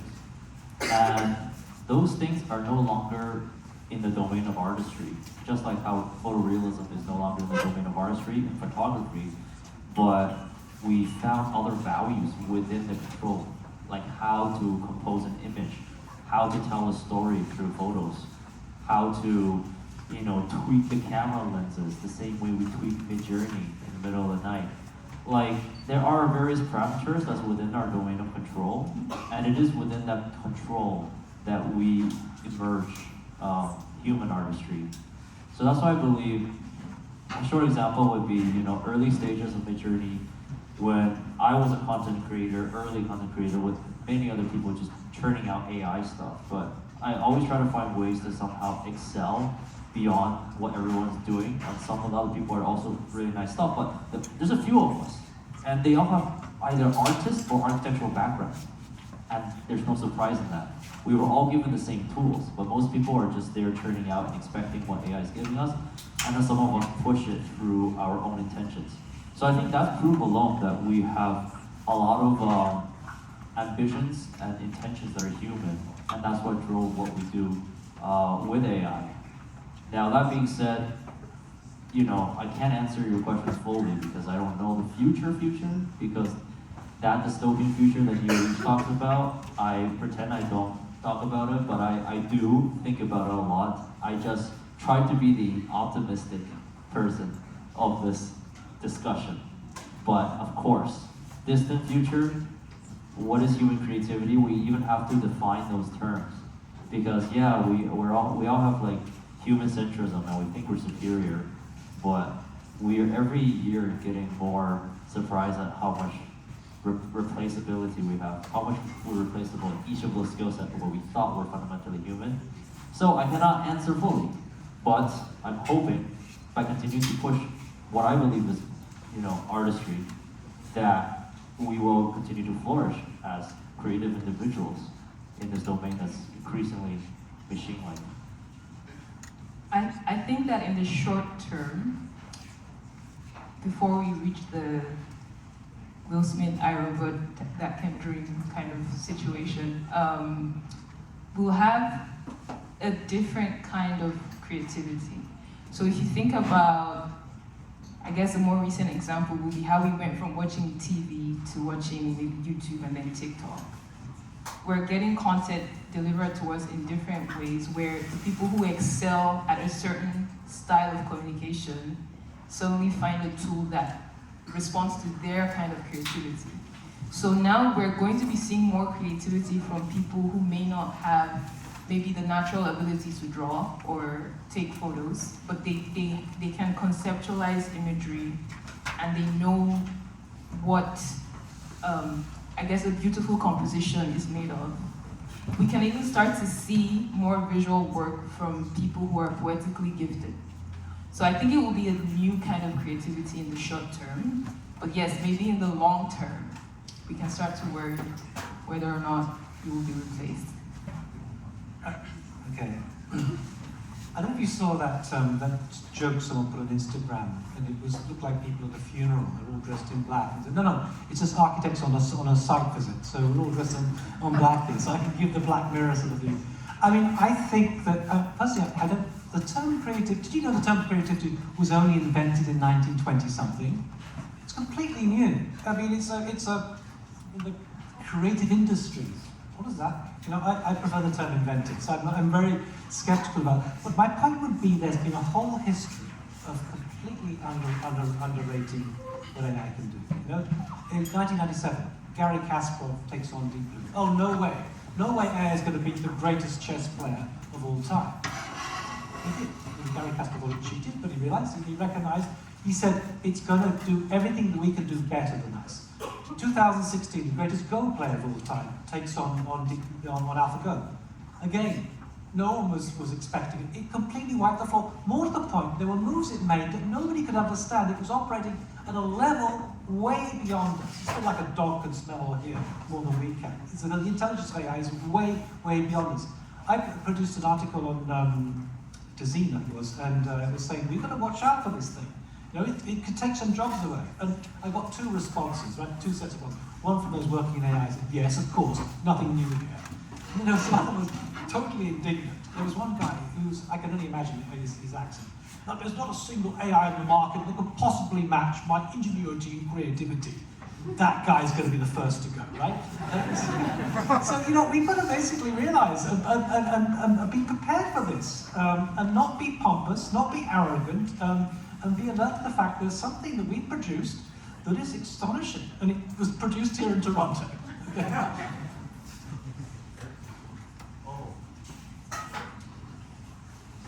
Thank you for your presentation, it was great. I perhaps want to be horrible here. In 15 seconds or less, can you describe your definition of what architecture means to you? I can start because I already did it for the RIBA a long time ago. Architecture is less about the design of buildings than about producing a better future society. I stick by that.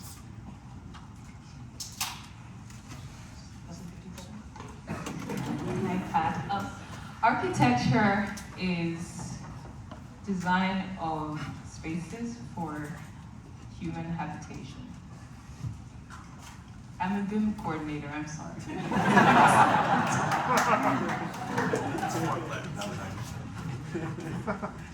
Architecture is problem solving, placemaking, and humanizing.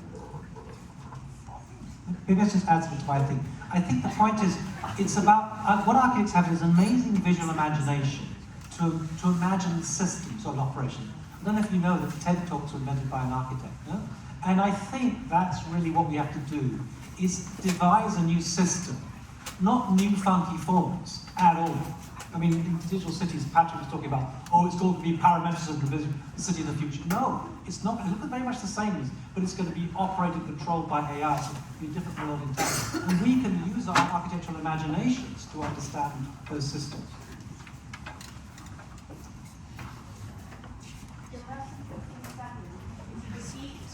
In less than 15 seconds, if you can each give your definition of AI. Okay, I'll give you 30. Starting from me now, I guess. Oh gosh.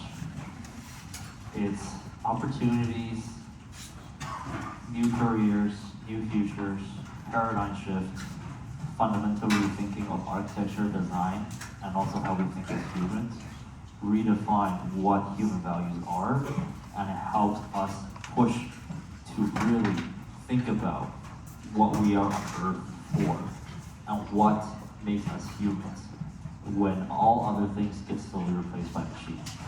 What uniquely is human in the future.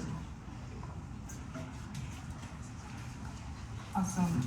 I define AI as, or not a definition, my definition of AI is pattern recognition and an identification of the common threads in our human life and a reflection of what those threads are, whether good or bad, and also automation.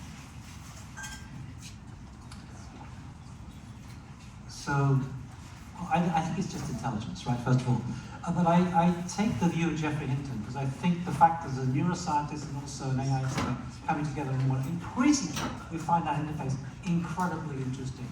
I would simply say that for me, and I'm interested in what it is to be human, in the end, AI is a mirror in which to understand what it is to be human.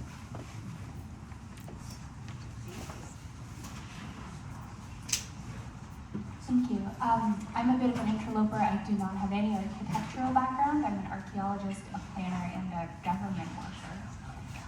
And there's been so much talk about creativity tonight and the future of creativity. And my question is about, what do you see as the future of professional accountability? One of the barriers I often hear in these conversations is barriers to innovation and to embracing this as a tool is, if an application is appealed or something, the first question you're asked is, well, did you write this? And, how do you see that line shifting with regards to the individual professional accountability that we will have in the future as this technology evolves very rapidly? If I go first, yeah, it's not about the question of, did I make this image? Because architects were not image makers or problem solvers. Did I design this problem away? I think if you ask that question, then I'm not going to say AI did any of that, because AI was a tool in which I visualized some of my solutions to you. So you ask the question that way, who's the problem solver? Then I think at least currently in my process, I would say is our team, is how we thought through the process, understood the background and the needs of the clients and everything, and solved it ourselves through these tools. But again, going back to the future possibilities, I think, yeah, if something like large language model, ChatGPT and whatnot actually solves the problem fundamentally, tells us a solution, and I just implemented that solution into a visualizer AI, and I've done nothing except transfer data from A robot to B robot, then I would say, yeah, I am just the guy that's fixing the pipe of this pipeline that is AI. Until then, this is my process. Yeah. Yeah, I think the answer to that will depend on how much the legal profession, or how far the legal profession takes AI, because I think that regardless of how we arrive at a design or at with the set of building documents, for example, there still needs perhaps to be a seal on them. And if we go by way of automating the entire process such that humans are completely removed, then I do think there will be a very significant challenge of accountability. But I think that as far as we implement these checks in between communication where there is still a human element, there will be room, hopefully, for someone to spot if something is going horribly wrong, and in that way they can be held accountable. But it is a question that I think as a profession we would need to think more deeply about, especially because, like I highlighted in my presentation, there's that black box in between what you're asking and what you're getting, which, in as much as this is technically your design, you're not the one making the output. So at what point do you accept it versus saying, oh, actually, this wasn't me, this was the AI's fault kind of situation. Yeah. You're right to say it's a legal question. I think the law is way behind at the moment, especially on copyright law. But anyway, I think in the end, that the future of AI is going to be pretty boring, actually. It's a bit like spell check, writ large. It'll check everything. It'll be fact checked. When we write something, say, did you mean this? You know, this is not correct. It'll be like that. And in the end, the prediction about cars goes like this, okay?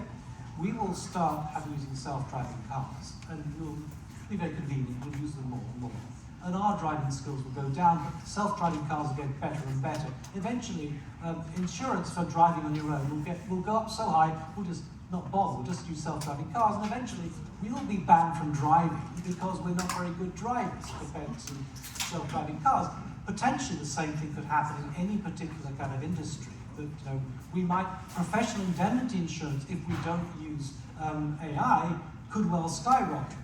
I would argue though that everything is going to be based on data. We didn't really talk about that today, but very soon everything is going to be based on data, in which case the software itself, and Tim knows about why I use the Xcool. Xcool is going to change the world. I'm totally convinced of that. Forget Autodesk, right? You can't do certain things. There's no, you can't do that. It's against building regulation. You can't do this, you can't do that. Now, once you've got a software that does all that, have you got to go along like a pompous architect wearing a bow tie and say, this is my planning permission for that? No. You probably get rid of that. You probably don't even have any RIBA or AIA or whatever it is. You'll probably have a system based totally on data. And that's maybe a scary thing, or maybe it's a useful thing. But I would not proceed without using spell check or using a calculator these days. And in the future, we have to use AI, and it will be very thorough.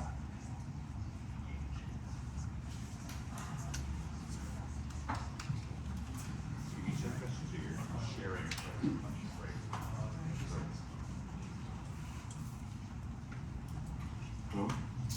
Thank you so much for your presentations. I have a question. Right now, AI-generated designs seem to be the hot topic in the industry, but I want to ask you to look in the near future and tell me what are some of the largest pains that have no AI solution now, but you see coming in the horizon?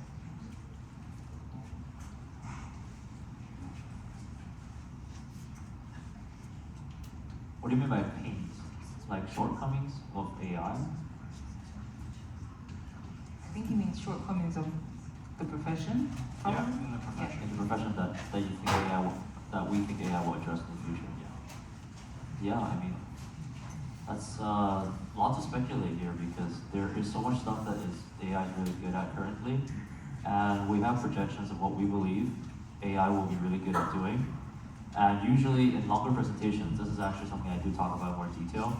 For example, the whole process going from architectural conceptualization to detailed design and actually BIM modeling and to final construction documentation.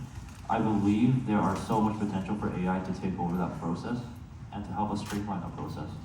Because the human process of doing these tasks are partitioned by specialists in each of our domain.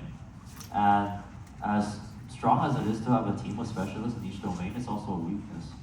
When you streamline the data and you streamline the whole process in such a way that you're gonna make a design decision, get an immediate visualization of it to give you qualitative feedback that you can make qualitative decisions, while the budget's being calculated in real time where you can make quantitative decisions, and also being able to get the legal aspects sorted out the whole entire time that this process is being engaged.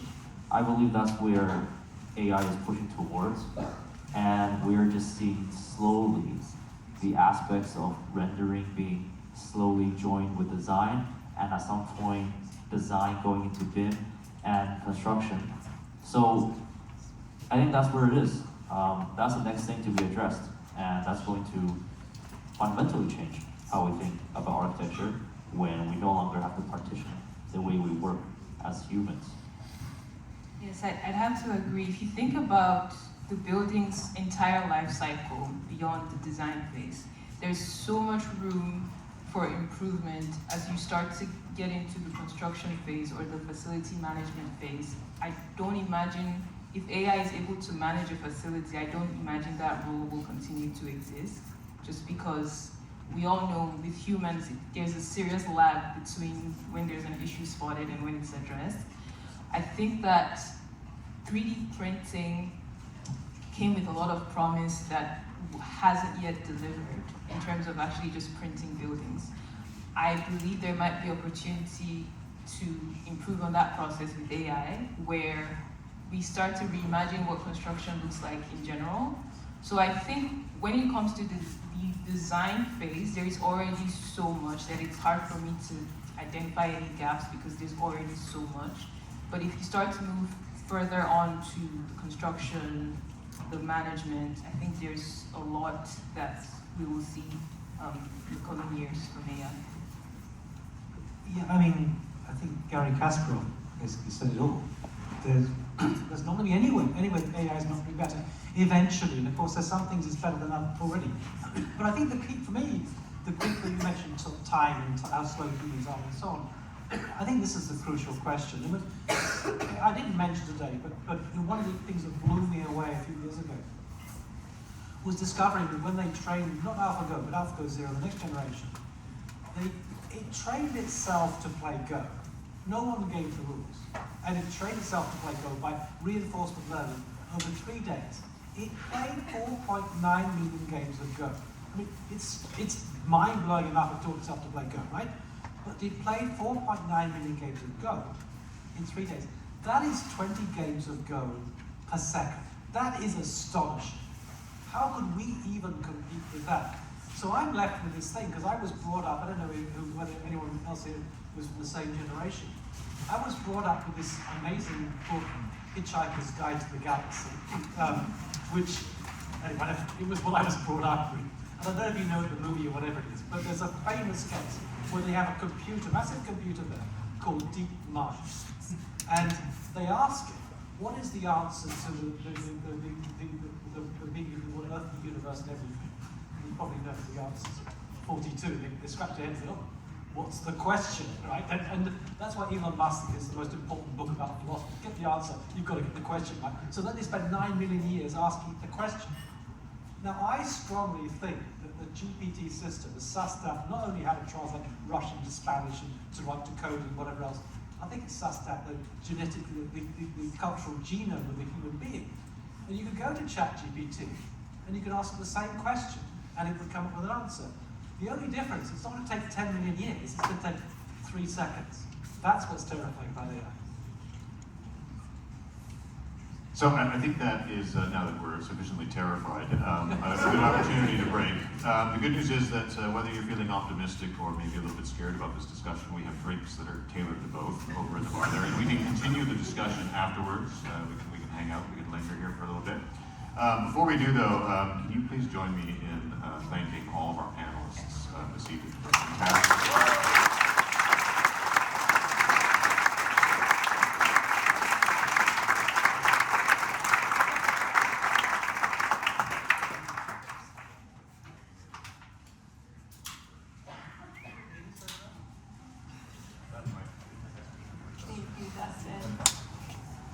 To our generous sponsors and the Department of Architectural Science, your support has been the cornerstone of our success with this event. Your belief in our vision and your contributions have not only made this event possible, but allowed a community of like-minded individuals to gather today. Your partnership is invaluable. We are all fortunate that this event was free to everyone to attend. And finally, to our distinguished speakers. Your insights, expertise, and passion have been the highlight of today's event. You have inspired us, challenged us, and given us invaluable perspectives to ponder. As a token of our appreciation, we would like to present each of you with a small gift today.